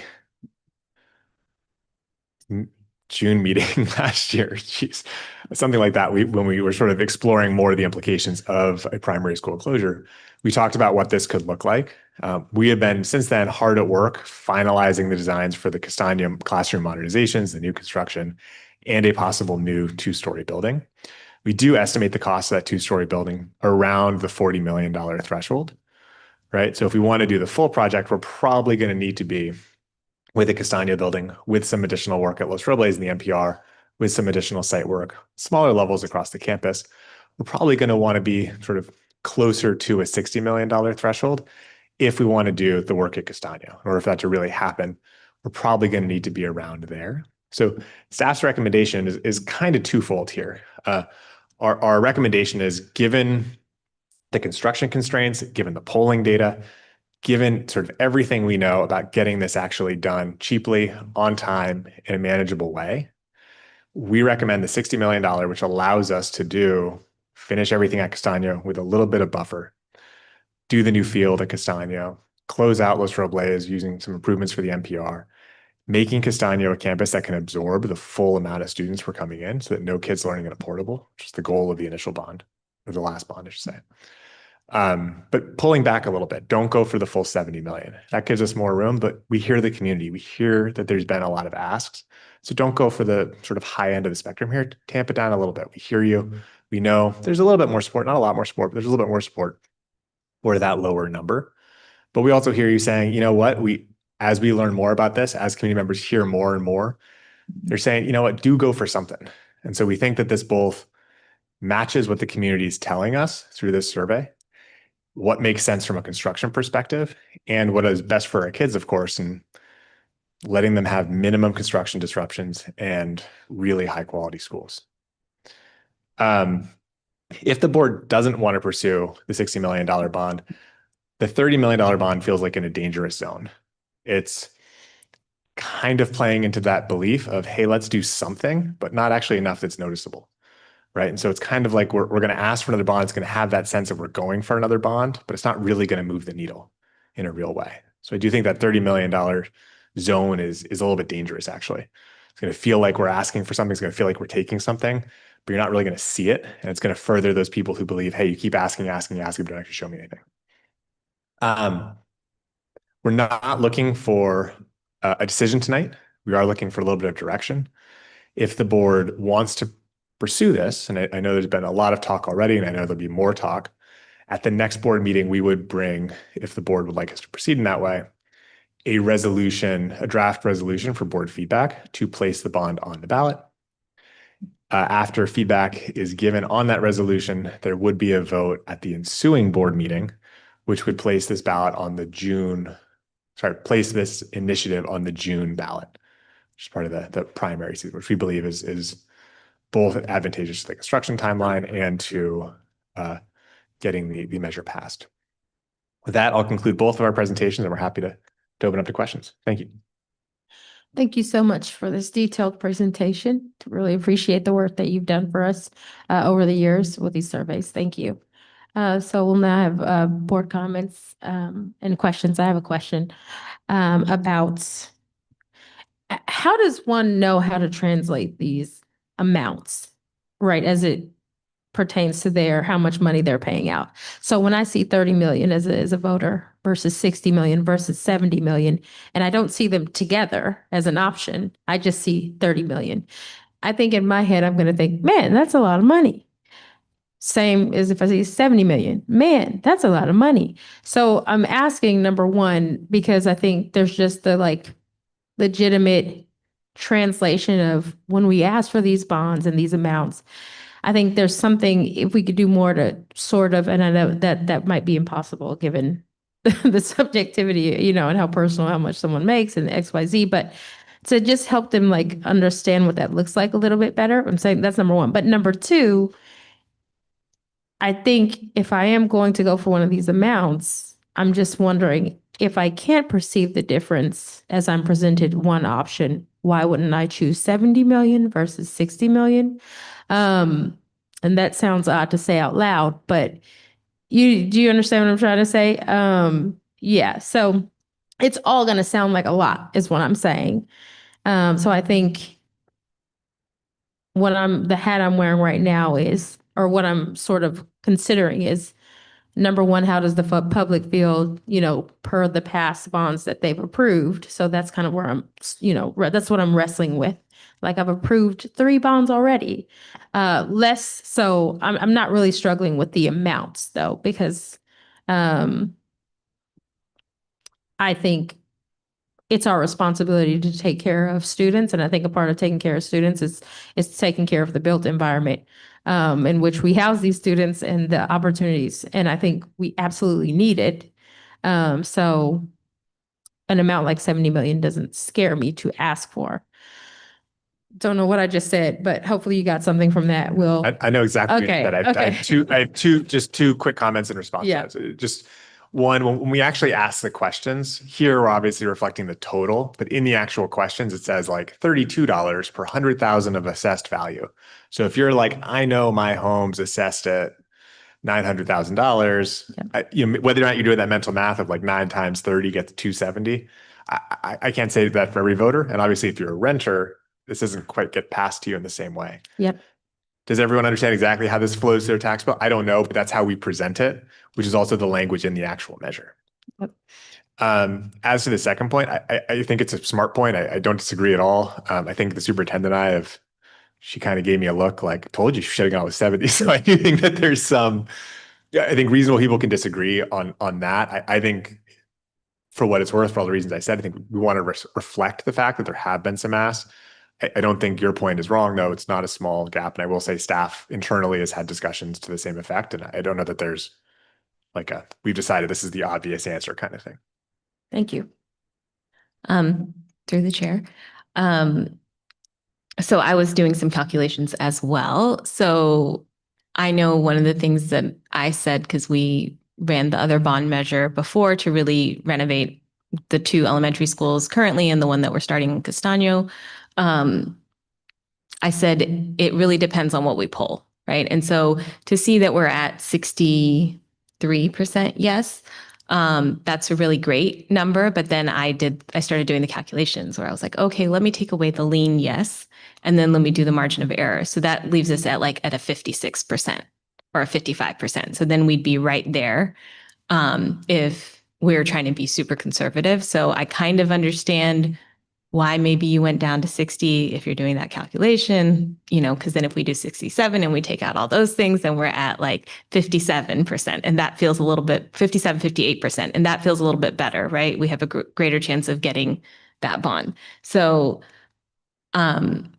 I do agree with you, President Shpomhin, I do think that 60 or 70, why not just go for 70? But then I think the conservative, I don't know if I want to say conservative side of me, but the more protective side of me is saying, let's be more cautious. Let's just go at 60 because that will give us a greater chance of hitting that mark.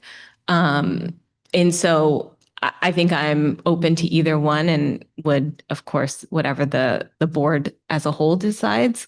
I do think that with the polling, and especially when it was done, that this sounds like a really great time to go for it. I also agree that we should go for a higher number, so 60 or 70, to really make that improvement.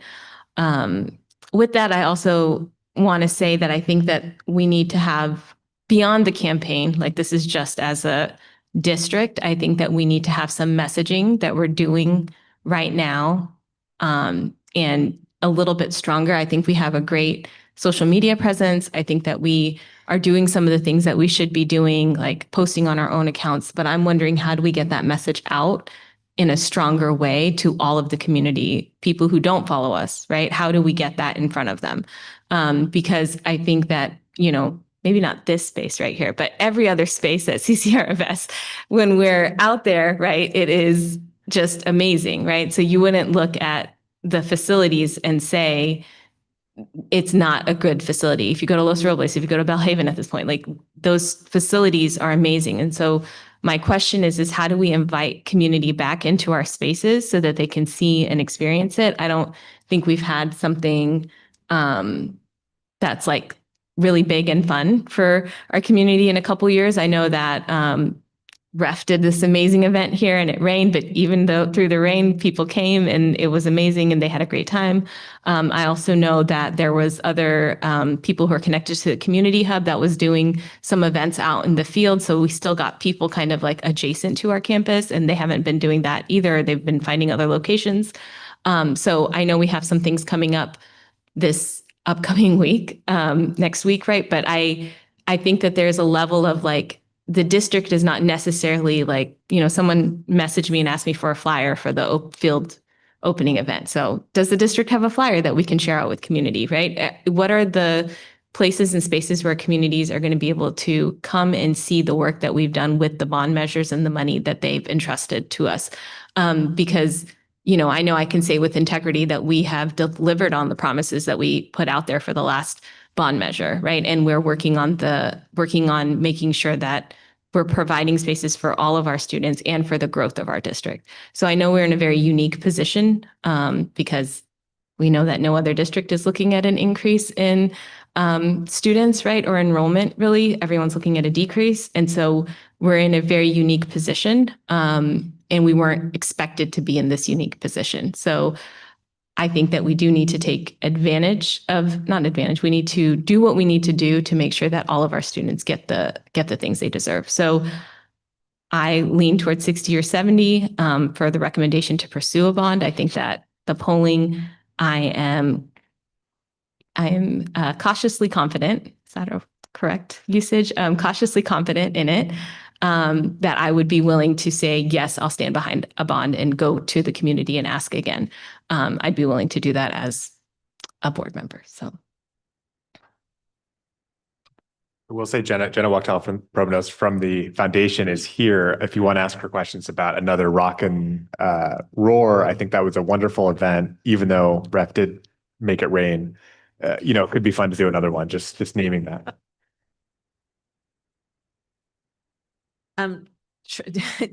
Is that literally I'm not gonna put Jenna on the spot. Yeah. I was letting the trustees know. I know that she's not always here in attendance. I just wanted to trustees knew that if they wanted to avail themselves of that option, she's here. Trustee Bloom, totally agree with you. And the team has been in the works to develop a mailer to be able to showcase all the upgrades that we have made in our facilities. So that will be going out shortly. And there is opportunity next week to ensure that we not only mention the improvements that we've made, not just for our students, but for community benefit. And I know Trustee Tabera has also communicated that as well. To the chair, I know initially I was very supportive, but given the state of where our community is, I want to be very tasteful and very thoughtful with whatever decision we continue forward. Asking the community for bonds already, and some of the marketing tactics that we use that said that there was a push that would be the last one. And so I want to put that out there first is there was that elephant in the room that we were just like, yeah, like this is probably going to be the last one, but it isn't. And so one side of me is leaning on being very, very cautious with continuing to ask our community. I think also, I don't know if you've communicated with the city, whether they're also going to be going out for a bond too, because, we don't want that timeline to hit at the same time. But regarding the three options, if we're going to go for a bond, I don't think it's useful at all to go for 30 mil. I just feel like that number is not going to do as much. And so if we are going to go back, I feel like personally myself, my vote would be for the 70 mil. And I say that because if I was going to choose an option, I don't want to go back again, is what I'm trying to say. I would rather cover us for what we have right now, but also for what we might potentially need in adjustments throughout all of the school sites. I think also if we took the survey a little bit later, we would have a very different outcome than we initially do right now. But right now I'm on a 50-50 boat right now. I feel like half of me is leaning towards the 70 mil or nothing at all. And I understand that we have a lot of projects, especially with Castaño. And I'm in real estate development. I understand the cost of building and materials, especially with a lot of the price of how much it costs to pay one worker has increased a lot within the last 3 years, 5 years, 10 years. So I understand the cost amount, but I also, as an East Palo Alto resident, well, now I live in Bellhaven, FYI, everybody. I want to be very sensitive to the voters and just where people are right now with their finances. So I think my recommendation personally is I would not go for 30 or 60. I would personally only vote for the 70. Of course, there's 5 of us on this board. But I think I'll have a better idea when it comes before a vote. But this is just where I'm struggling right now. One thing I should have noted earlier, if we do say go for the 70 or the 60, the taxes paid by residents is based on what we end up issuing. So say, for example, we say it's $30 per 100,000 of assessed value. We go for a $70 million bond, but then Castano comes in under budget, like certain things break our way and we only end up issuing 35 million. What the actual taxpayers would pay is $15 on $100,000 of assessed value, not the full 30. So it is possible, and I think some of you alluded to this, and I think it's already probably known by the trustees, but just to reiterate, if we went for a higher dollar figure, that doesn't necessarily lead to higher taxes, but it does lead to the ability to draw down those funds at either a later point, maybe in 20 years if everything goes well, or if things don't go well, to use it to finish the project in the shorter term. So just naming that as a variable that maybe not this board, but a future board when it comes to the point of issuance could also decide. $15 per $100,000 value per what? Like in terms of time? Per year, sorry, per annum. Okay. Well, all right, we need some board direction. And I think, excuse me, trustee Varghese Boom, for not knowing exactly where you are, but so maybe you want to clarify. Yeah, I think my direction is to, because Will, you were saying you would want direction to prepare the language to come present to us. So I would say move forward with preparing the language to present to us. See now, 60 or 70. Can you do both? Can you like show us a 60 and show us a 70? Is that possible? 6, 7? I saw Jenna. We have the ability to do 6 or 7 at later. Okay, I know. thank you. Yeah, and I think that's good because while I do hear the agreement between trustee Latu and myself in terms of wrestling with it, to have it or not, and if we do have it, it's at 70 million. I don't know what our 2 absent trustees are thinking, and I think they should absolutely be a part of this conversation as representatives of the community. So I think if we could, like you just said, move forward with those proposals for either, and then continue to have discussion when they're here, that's a good place to sort of land. What do you think? Subcommittee? Wait, I don't know. Subcommittee. No, I think, No, this subcommittee. the facilities is Oh, now. no, that's us. Yeah. Oh, just. Yeah, curious. yeah. That's us too, and we're here, giving our recommendations. But I will be very clear, like I think that I don't think we should go for 30 million. I think we should go for 60 or 70 million. So I think that all 3 of us have said that. So you do have majority of the board saying don't go for 30 million. Okay, I guess I'll agree to see the presentation for the 60 since we need quorum. Yes. Mhm. Okay. Okay, I feel like there was something else I was thinking about, and I'm trying to figure out if I need to recall and say. Just give me Can 30 we, seconds. do we have, well, this would be a county council question. Are we allowed to pay for like an ad? Not for the bond. Not for the bond. The school district cannot pay for an ad for the bond, but we, as a school district, can spend, well, why don't you answer this? I thought that was better than And just like a clarifying point, sorry. I think we, as a school district, apart from this bond measure, should and can give our community an update of everything that we are doing in our district, whatever that looks like, whether it's through ads, whether it's through mailers, whether it's through articles or op-eds or whatever. We have that right and that ability to do that as a school district. But when it comes to specifically telling voters to vote for a bond, that is all done outside of district time and funds. And through the chair, just a clarifying point. The bond money did not pay for the teacher salary increase. I saw that note. That was, I think that's just language when you ask, you want to tell the voters that we do not use that money to pay for salaries. And so you let them know when you ask, when you do the survey, that this money is not used for salary. So I think it's just like a typical survey, like language that I think we've used in prior and other districts and places use, correct? yeah, I just wanted to make note of that comment specifically, that your bond money doesn't cover that. It's And not I think that, $100 doorstop rent. and I don't know where the $500 doorstop came from either. But I felt the need Yeah. to take up a second just to say that.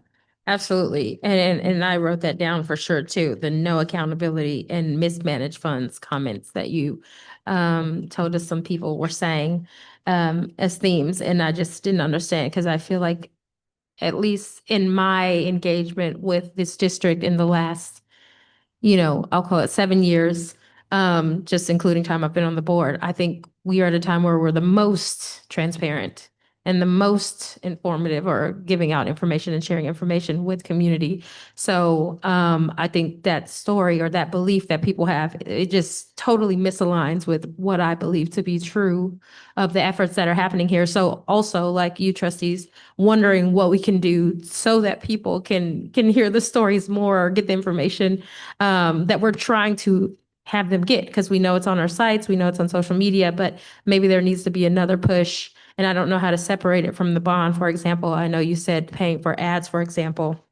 I don't know that that's what you said, but having some sort of ad campaign on social media outlets where you're talking and showing in some amazing video, like the facilities, and showing like, this is how your dollars went to these, and here's some numbers, and a nice 10-minute long descriptive video, and just pushing it to people, so they're scrolling and they get this and like, oh, what's that? Just so they can see and know, because yeah, these comments, I'm actually really disappointed that people feel that about the district, because it's just not true at all. So if we can think of things to do, when I said I don't know how to separate it from the bond campaign, it just feels very like a sneaky way to also be advertising for the bond. But you know what I mean? Even though it's not for that, and we're not doing it with that intention. I think it needs to be done nonetheless, though. And how do we do that? And I know you said you said a mailer, but I think something about mailers, I don't know if people get them. I don't know what's going on there. I trash the mailers, right? I'm gonna be very honest. When I see the city update, I just slip that right in the recycle. But social media, we know people are scrolling, and we know we can push that to certain demographics, by zip code, by this, by that. And that's something that can see. I know I see a Cars for Kids commercial every time I turn on my TV. Is there a way we get a sponsored sort of commercial spot? I don't know. I'm just saying, or we could be talking about Ravenswood on local channels, but I think that story needs to be shut down, whatever this is. I think we've been good fiscal stewards. I'm not sure I'd want to go the Cards for Kids route fully. I'm saying free. They give it us. I think that we're free. to Trustee Bloom's point. I think we are able to provide factual information, and I think there's a lot of factual pieces. For example, our bonds are audited annually. We've never had a bond finding. I think our credit rating has gone up multiple times in the last few years. Just a fact that folks can know, and we can spend money to let people know of those facts. We couldn't spend money saying, vote for this, but there's no real limit to the factual advocacy we can do. One thing I will note, just timeline wise, if the board chooses to place this on the ballot in late February, after that point, the district cannot spend public money, even doing that sort of factual awareness work, because that could be perceived as advocacy. So during that window, when it's between sort of late February and June, there's really not a lot we can do. But we are thinking about ways to get that story out there. So I'll also take a sort of board direction and feedback to prepare a mailer or more information that kind of highlights the fiscal successes we've had, the construction successes we've had on these fronts, and the need for this, right? It's to your point, we didn't think we were going to be here, right? We didn't. And I don't think it's a shame to say that. I think we should be honest. I think we should say we didn't think we'd be back. And here we are, and there's really good reason for it, and it's the best use of money, but we get it, right? We get it. So we'll take both of those. Thank you. Thank you so much for that presentation and thanks for staying so late as well. So thank you. Thank you. Okay, we're going to move on to item 5A, consideration to approve the Bridges TK5 math curriculum pilot.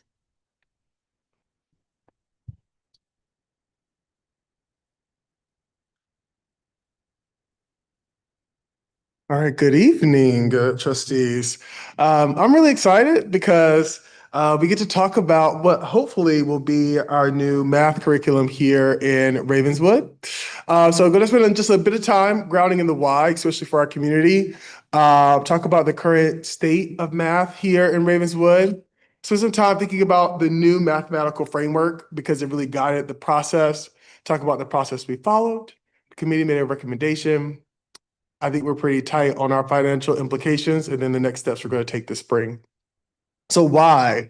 So the committee started this process back in 2024, and they rooted everything inside of the learner profile, really focusing in on, I can set and achieve grade level learning goals. And a big part of that is being able to have access to a curriculum that actually gets you to those learning goals. One of the things the committee looked at the time was the data for our incoming ninth or our eighth graders going to ninth grade, specifically their grades in their ninth grade year. And what we saw was that 43% of our students at that time were receiving a failing grade in math. And this would have been in the 2023-24 school year at Sequoia Union. When we look here, we see the graduation rate, and this graduation rate has continued to improve. And I think one thing to point out is that Ravenswood graduation rate is back in the 23-24 school year was 87.5%. And there's a gap between the rest of the district. But when we look here at the A to G completion rate, we see that it drops down to 28.4%. And the A to G really is what's setting our students on a pathway to college. And when we think about the new legislation that's gone in place where our students are automatically enrolled in a CSU if they complete the A to G, making sure our students are set up for success there is of critical importance. And the data was really clearly showing that it was their performance in math classes that was really playing a large role in them not being A to G eligible. And so for the past 8 years, we have really used the adopted curriculum investigations. And investigations does not fully meet the expectations for the per ed reports. And also at the end of the 24-25 school year, investigations, the 8-year adoption was over. One of the things I think is really important here is that investigations, which is still used by around 40% of our classrooms still this year, is not aligned at all with the Common Core anymore. And I think it's one of the big reasons why we continue to not see the level of improvement that we want to see in our math classes, because it doesn't meet the rigor demands of what our kids are going to see on CAS at the end of the year. California has a new framework to really guide mathematics. And it's a set of expectations for how students learn math. It's not a mandate for a specific curriculum, but it is a guidance for instructional high quality. I wanted to spend some time here thinking about the new mathematical framework because I remember when the Common Core came in and we got that new math, and that caused a lot of anxiety for a lot of folks. We really think about our California mathematics framework as being brand new to us really in the past year. So it gives us guidance on what high quality and equitable math instruction should look like. Really trying to make sure that our mathematical teaching practices align to students being college and career and life readiness, and really thinking about how we focus on access, rigor, and then there's coherence that goes from TK to 12. The framework is a guide, and it is a tool for equitable access, but it's not a curriculum. We still have to adopt a curriculum on top of it. And it doesn't mandate the elimination of foundational skills, and it's not a one-size-fits-all model. And I'll talk a little bit more about the foundational skills in just a moment. And so as a district, we still retain local control over our curriculum selection and the implementation process, even though our curriculum and our teaching practices need to align to this new mathematical framework. The mathematical framework really emphasizes integrated rigor And so really the moving more and more towards the conceptual understanding and problem solving strategies. Fluency is not lost. That's one of the things that families are oftentimes really concerned about whenever we have these shifts in mathematics, but fluency is emphasized here. There's a huge emphasis in this new framework around student discourse and reasoning, really thinking about the academic discourse and mathematical talk being core to every single daily instruction within math is a big part of this framework. That there's a bit more of an emphasis on coherence from grade level to grade level, making sure that our students have a consistent experience as they go throughout the grade levels, and that there's meaningful opportunities for students to be able to have multiple representations and application of that learning. And then there's a big emphasis in the new mathematical framework around access, is specifically for our multilingual learners. And then when we think about our students who have unfinished learning. And the unfinished learning is important because we know the impact of the COVID-19 pandemic was pretty severe. And so we want to make sure that we, in our classrooms today, are really trying to address that unfinished learning. Talking here around this question comes up a lot. It was a question that we had from teachers as well. Does the framework de-emphasize basic skills? And really the answer is no. The framework calls for still explicit instruction in those foundational skills. So our multiplication facts, our number sense, 1 + 1, 2 + 2, but then also a really big emphasis of them doing that fluency in context. So really this idea that fluency is essential, but fluency without understanding limits students' success. So I can know that 3 × 4 is 12, but if I can't apply it, then it loses some of its usefulness. And then conceptual understanding. It is a shift to focus really on students making meaning of the work and understand how the math does what it does, and not just they can perform the algorithm. And so they need to be able to understand why specifically things work inside of math and be able to explain their thinking and have multiple representation. And really that works alongside of the fluency, because the more our students know their math facts and memorize those steps, then they're able to use those steps and apply them and be able to explain why they're using them in specific contexts. And then really focusing here on access and equity, and really, math is one of the places where you hear more and more people say, I'm not a math person, I'm not good at math. And I think that this framework really is trying to break down that equity piece. Again, the focus on multilingual learners, and then also making sure that students we are avoiding unnecessary tracking. So specifically, students all have access to the highest quality of mathematics. And so what this meant for our curriculum adoption is that the state put out essentially 28 math curriculums that we could choose from that met the criteria that they set. And the pilot team selected 2 curriculums, illustrative math and bridges, to be able to pilot. And it's worth pointing out that investigations is not on the list. So we wouldn't have an option to stay with investigations even if we wanted to. We would be forced into making a change. And really, while we have this framework that really guides what high quality instruction should look like in the classroom, the quality of the curriculum really matters, and what we give to our teachers in service of our kids matters importantly. So our process. So way back, even before I was here, spring to summer, a math team was formed. And this math team was formed to create a district vision for math, which I'll share in a moment, and then also be able to select which curriculums were going to be piloted. The decision was made then to do a 2-year pilot, both of illustrative maths and then bridges. Then in last fall, the teacher pilot team recruited teachers from our elementary schools. They were provided support, and they did the 1st-year launch. Last year, all of our classes taught IM as their primary math curriculum. And so throughout that year, everyone taught that curriculum, and the pilot teachers really met monthly. And in that time, as they met for around 2 hours, they had an opportunity to give feedback on the curriculum, and they also evaluated the curriculum on some specific criteria. This year, we made a choice with the pilot teachers to push Bridges into a semester pilot because we really felt like we wanted to make a decision on this by this board meeting was our target so that we could really plan for implementation because our feedback from teachers was that while curriculum adoptions have come, the implementation is where we've kind of fell short. Huge shout out to our pilot teachers. They've done a lot of work from across our sites over the last 2 years. Not only have they tried 2 new curriculums and gotten a lot of feedback, which puts you in a place of vulnerability, they've given me a lot of time. And so I really appreciate them for that. And also our 2 coaches, both at Belhaven and Castaño. I think I won't go too deeply into this slide, but I'll just point out a couple different things between the 2 different curriculums.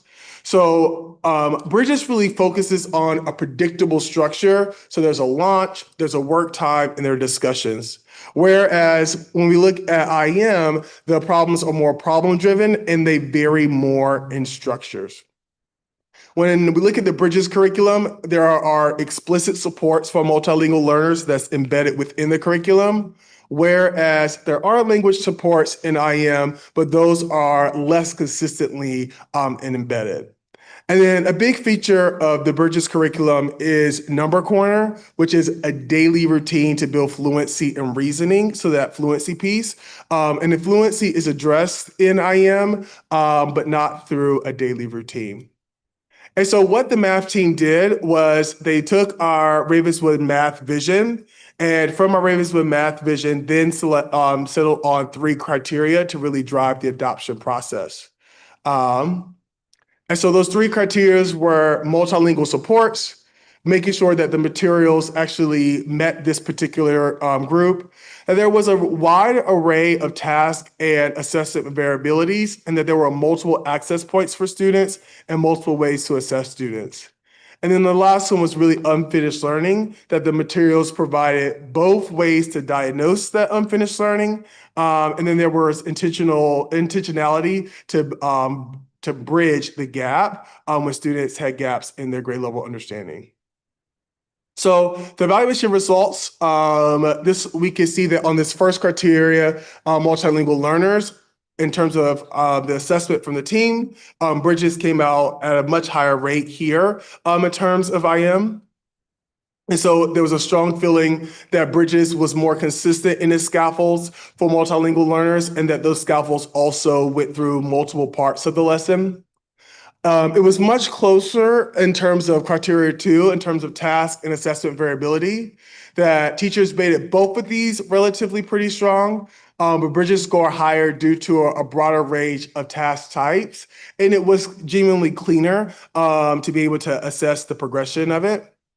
And then in terms of unfinished learning, we also saw that Bridges score higher here from our teachers. And here, Bridges was seen as the more superior curriculum and being able to build in specific scaffolds for teachers, and teachers didn't have to do as much guessing as to what is the scaffold a student needed based off of a potential gap. And so overall, when we added it all up, Bridges came out in terms of a score as a higher score of 15 out of 18 on the criteria versus IM was 10 out of 18 on the criteria. And so the recommendations for the team, the math pilot team, and our next steps. Based off of this, our recommendation is for the district to adopt Bridges, or the board to adopt Bridges. And this was really based on the implementation scores, the fact that it was really consistent in terms of the evaluation, and that in all 3 categories, Bridges did score the highest out of the 2 curriculums. I think I've talked to this before, but just making it very clear that Bridges has these 2 big components that we think are really important for our kids. The first really being the whole group activities, and that our students are really building their mathematical knowledge, and then teachers are given opportunity to give them meaningful feedback on their math. And then we know that our kids have huge gaps, and we see this in our iReady data right now in terms of their foundational math skills, and that really being explicitly taught in the Number Corner. I don't want to lie to you, there are some challenges with Bridges, and we want to call those out specifically because we've done some thoughtful planning about how we want to address them. The curriculum materials and guides, they are pretty dense, and they're not always the most intuitive. And so this can make lesson planning a little bit harder. And what this is going to mean is that there's going to be an increase of planning time pretty significantly for teachers, at least in the front end as teachers become more comfortable with the curriculum. The lessons do require more prep, both in organization. They're more manipulatives than some other curriculums, and that can be quite challenging. And then Bridges does focus on multiple strategies, which we know can be confusing for students who do better with direct practice. So these were kind of the challenges of Bridges that the team pulled out, and we tried to do some thoughtful planning around it. I wanted to make clear that teachers had multiple opportunities to give us feedback, and they did, and it was really exciting. So we informed teachers in written communication at the beginning of December of the pilot team's recommendation. I then went to all the elementary school sites and got feedback from teachers, presented this to them. They gave an opportunity to be able to share anything they had. They had a lot of great recommendations that's reflected in how we're kind of moving forward in terms of our next steps. And we also held a town hall on June 21st for teachers to review this slide deck, actually, and then be able to share their perspectives. Our next steps really kind of go into these 6 buckets. So we formed a district implementation planning team, and this team is working directly with San Mateo County. And so once we have the approval that Bridges is a curriculum or for us to go back, that team will start working specifically on our implementation plan for next year. We are working to have our pilot team members be able to develop alongside of us, being more proficient in teaching Bridges so that next year they can serve as model teachers for the curriculum. We've already started mapping out what a professional learning scope and sequence would need to look like, both in the summer and then at the beginning of the year to set our teachers up for success. We're trying to be very clear in terms of what are our goals in that first implementation year. One of the challenges that we've run into this year is a feeling from teachers that the expectations have not always been really consistent. And so we want to go into the year really clear with like what we're expecting. Materials, there are a lot of materials with Bridges. And so we have a very clear materials and logistics plan. And then we want to make sure that we are adding ongoing support for our sites to be able to launch this curriculum. While the promise continues to be our focus, reading and language and literacy is our focus, our mathematics is also a core piece. And we want to make sure that there's the right types of support at sites to be able to support that. And so the financial implications, it's going to cost us a little bit more than $112,000 to be able to purchase the math curriculum. We would like to add a STEM coordinator next year, specifically in this first year, really supporting our coaches and our teachers around the adoption of the curriculum. We want people to feel held in this process and supported in this process, and think we need more support for that to happen. And then this last thing actually came directly from teachers in our listening campaign, and we found a way to be able to fund this, but really being able to have summer professional development for them. They asked specifically for there to be around 4 days for them to come in the summer to not only be trained on the curriculum, but so that they can start to internalize those first units and that would set them up for success. So the total cost of the financial implication for this first year will be just under $400,000. That's it. Thank you so much. Comments from the board, questions? Through the chair. So thank you, Dr. Curry. I think this is your first full presentation in front of us, some of us. So thanks for your presentation. This might be, let me ask the not well question, not the money question, but with the teachers who piloted this, the pilot was a little bit shorter, right, than the other one. My question is kind of like, how confident do those pilot teachers feel like they were able to accurately remember? And it's not just like, oh, this was the thing that was the closest to me, and so I like it better because this is what I'm doing right now. Just to, make sure that they are in a place that they actually really do like this curriculum. Yeah, so the way that this process have happened is that last year there's a set of rubrics that they rated IM on. And so they rated IM on the curriculum. And then this year they rated Bridges, and then there was a comparison between the two curriculums. And so we pulled the other curriculum back up, had them look through it again, be able to say, yep, this still matches what I believe are at the curriculum. So that was kind of how we handled that. At the beginning of my understanding from last year from the pilot teachers is that they felt like it took a while to get last year's pilot off the ground. And so really they only had around like 6-ish months of like actually teaching the curriculum last year. And we had around 4 months of teaching Bridges this year. And so they felt like it was actually closer because of how long it took to get get IM off the ground the year before.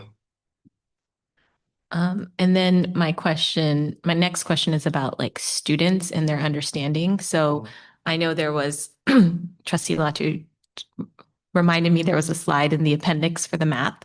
And so how are students learning using this curriculum? Because I think the data is very similar middle of the year as it was last year, middle of the year, like very close. Is that accurate? I don't have it pulled up in front of me. Can I ask the question back? So are you asking me, are students who are in the pilot doing better in learning the curriculum? Yeah, or do they feel more comfortable? Are they learning better? Like, do they feel like they know math, right? Like, I don't want one of my kids is like, I'm not a math person. They're already saying that. So the other kid is like, I love math. And so, like, what is the actual experience of the kids in this process? And one of them did bring home a problem that we were talking about. And she was talking about how she was solving it with her classmates and all this stuff. And so it was a very interesting conversation to have.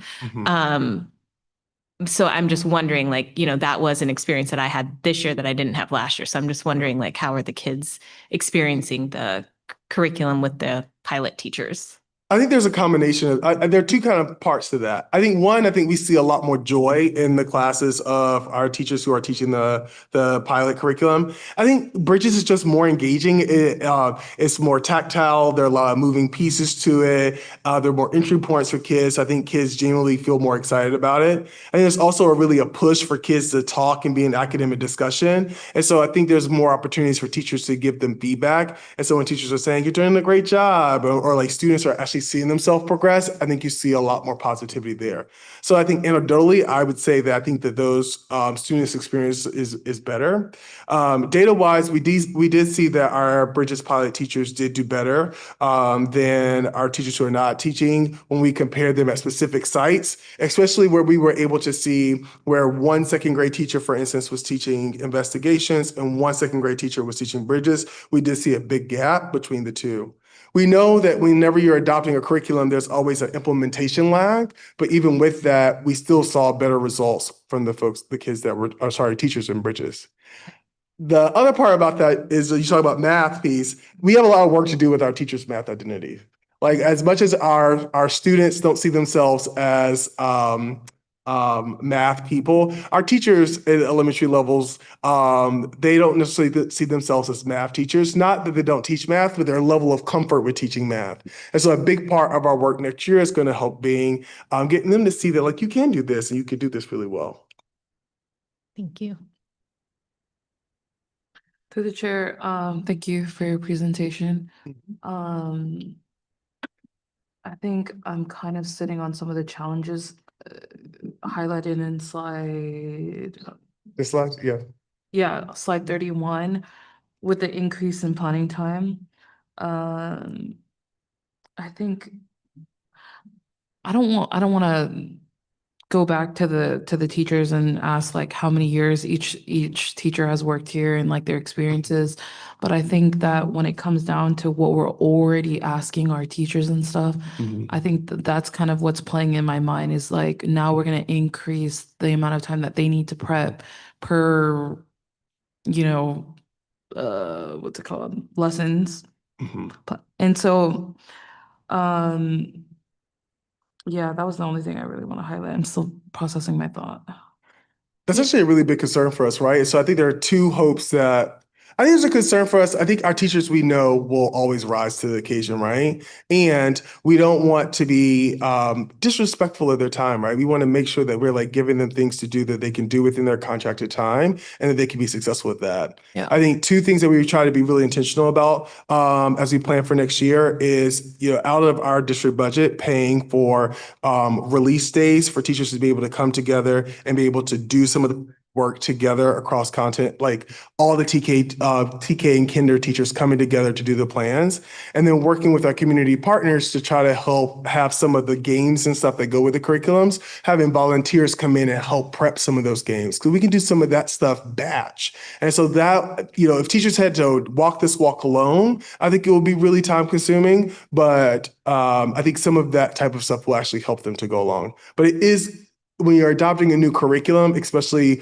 something that we've been teaching the last curriculum for 8 years, there is going to be a big adjustment, transparently. And then I think it's the STEM coordinator, that's for a year, or is that longer? That's longer. I think my plan, as long as I'm the chief academic officer, is to kind of have that baked in, right? And so this first year, really thinking about the STEM coordinator focusing on our math adoption at the elementary level, and then in year 2, really expanding to go to science, right? And so once this gets off the ground, the curriculum, then that coordinator really serving sites in the long term. So that 198 figure is over a multiple year span? No, this is just for 1 year. This is for one span. Mhm. So this is going to be an ongoing cost? It will be ongoing. Okay. It will be ongoing. And just to clarify, the total cost is just for the first year of implementation because you include the curriculum materials and everything like that. So you heard 1 year at 398,000 because that will be the launch of purchasing the curriculum, onboarding a new coordinator, and then the development of staff over the summer.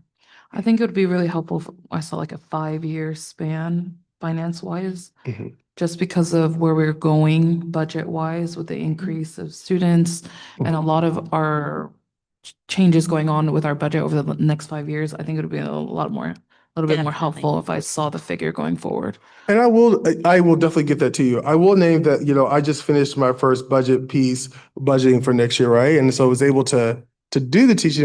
You want to speak to that? Oh, I would continue. I think just like being being able to be really thoughtful about like how we were baking in this like cost, right? We're trying to keep in mind that future that we're going to have in terms of cost. Sorry, I speak sorry to of this spook you there. and It's, Dr. uh, Eagler steps forward. Just trying to talk to us. I appreciate Dr. Curry here just sort of thinking about different parts of the budget. I will say we're presenting and gathering information as part of the comprehensive budget. So this position is not obviously being voted on right now or debated right now, but will be included in the budget, which will include sort of the same multi-year look. I will say, with the closure of the primary school, we are factoring in additional funds and we are factoring in additional positions in different sort of key strategic parts of the organization. And this is one that I think is very seriously under consideration as part of the sort of holistic budget process that we're doing. This isn't sort of a one-off random thing. This is part of an evolving conversation, a little bit of a sneak peek, I think, into what's coming, but not just a throwaway, unthought about, not factored into the financial modeling that we're already doing. Through the chair, and this position would be reporting to the central office? Noted. Thank you. Do you have a financial model for the option B, the other curriculum? Which Wait, the other curriculum? yeah, versus this, or is this going to be similar either way? So like, for example, is this cost for the STEM coordinator per the needs of Bridges, right? And the extra work that's going to have to be done for organizing and professional development? Or would you be advising something similar if we used another curriculum or if we adopted another? I would be advising something similar even if we hadn't. I think one of the things that I've heard pretty loud and clear at an elementary level is that our elementary teachers feel really strongly that they haven't had any kind of math professional development over the course of like the last 8 years, right? And that right now, a lot of the math professional development at the elementary level, I'm really driving. And when we think about the scale of a curriculum adoption, I think it's really challenging for us to think about in our current setup, me having the capacity to be able to give teachers the high quality professional development they need to feel successful with the curriculum. So it will be, even if we weren't doing Bridges and we were doing IM, our teachers would still need professional development and support in the implementation of it. Yeah, and how do we ensure, I know we have some paid days, I don't know if that's for 4 or not, I know I heard you say 4. How do we ensure that teachers participate in professional development? Well, I think the professional development during the school year is one where we would anticipate that all of our teachers will be contracted to be able to go. I think the fact that the professional development here in the summer was asked on specifically by teachers, I think that we will have quite a great turnout. I think last year when something similar was offered, my understanding is around 55 to 60% of teachers participated. And so I think that we would have a solid core of teachers participating in the summer professional development. Okay. And one last thing, which might be unnecessary, but as folks were doing their vetting, something that I'm like hypersensitive to these days is sort of the cultural language or narratives that might be sort of proliferated or reinforced through some of these, different curriculums being developed. And so I'm assuming that there was a beginning to end sort of examination word by word of the examples used, of, the explanations used in this curriculum, just to ensure that they would not, or that they did not include, or Bridges particularly, it did not include messages that might be anti the culture we're promoting here in Ravenswood. I think that's really accurate. I think one of the things that we were really sensitive to as a team was to ensure that the curriculum was not Eurocentric, right? And was also to ensure that the word problems in particular really represented our kids. I think one of the things we were actually really excited about was the name diversity that was in terms of the kids. And so I feel pretty confident that the curriculum aligns to where we want to go and our vision for our kids. Thank you. And thanks for doing that work through the pilot and everything.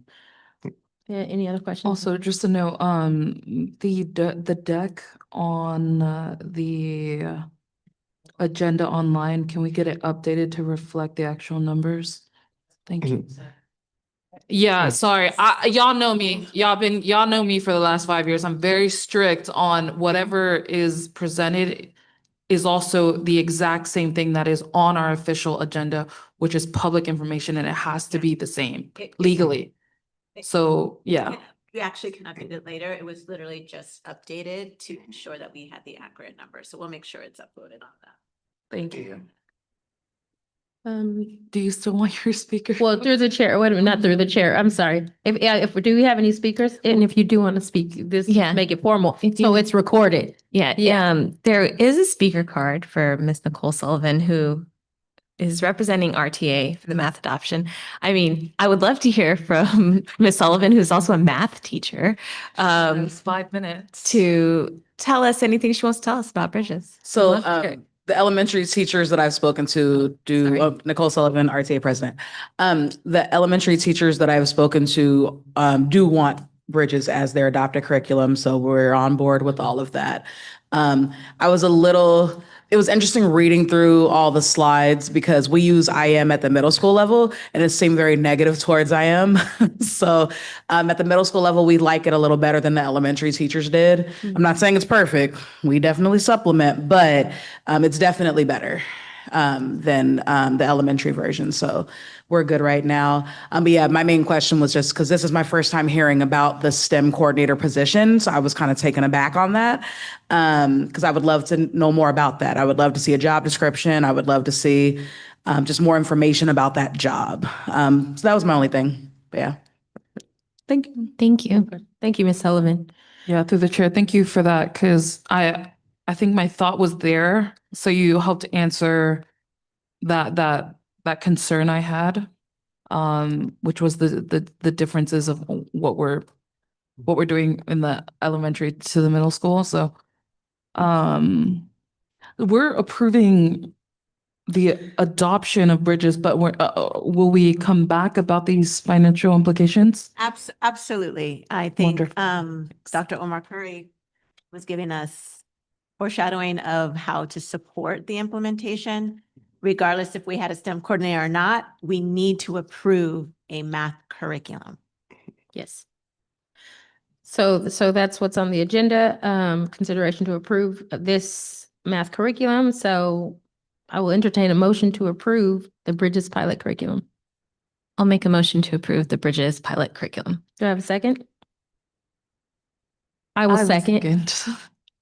Okay, who's seconding for the record? Second. You sure? Trustee Latu Madam seconded. President. No, you go ahead. Trustee Latu seconded. And all right, so all in favor, say aye. Aye. All opposed? Item carries. Item approved, 3-0. Thank you so much for that presentation. All right, moving on to the consent agenda, item number 6. I will entertain a motion to approve the consent agenda, items A1 through A13. Through the chair, move to approve the consent agenda. Do I have a second? I'll second. All in favor? Aye. All opposed? Motion carries 3-0. Or item passed. Thank you. Now we'll move on to item 7, which is closed session. Before we move into closed session, do we have any speakers for members of the public who want to address anything that we will be discussing in closed session? There are no speaker cards for closed session. Awesome sauce. Thank you so much. Well, with that, I will adjourn to closed session. It is 8:46 p.m.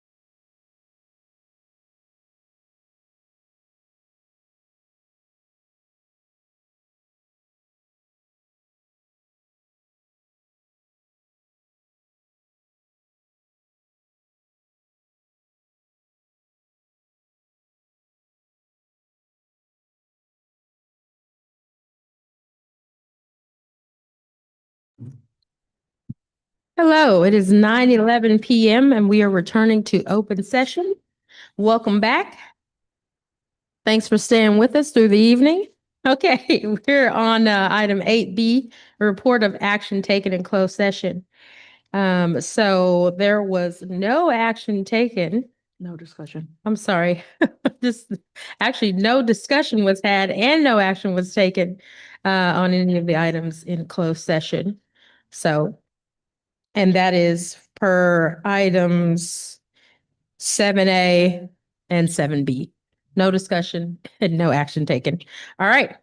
Moving on to item 8C.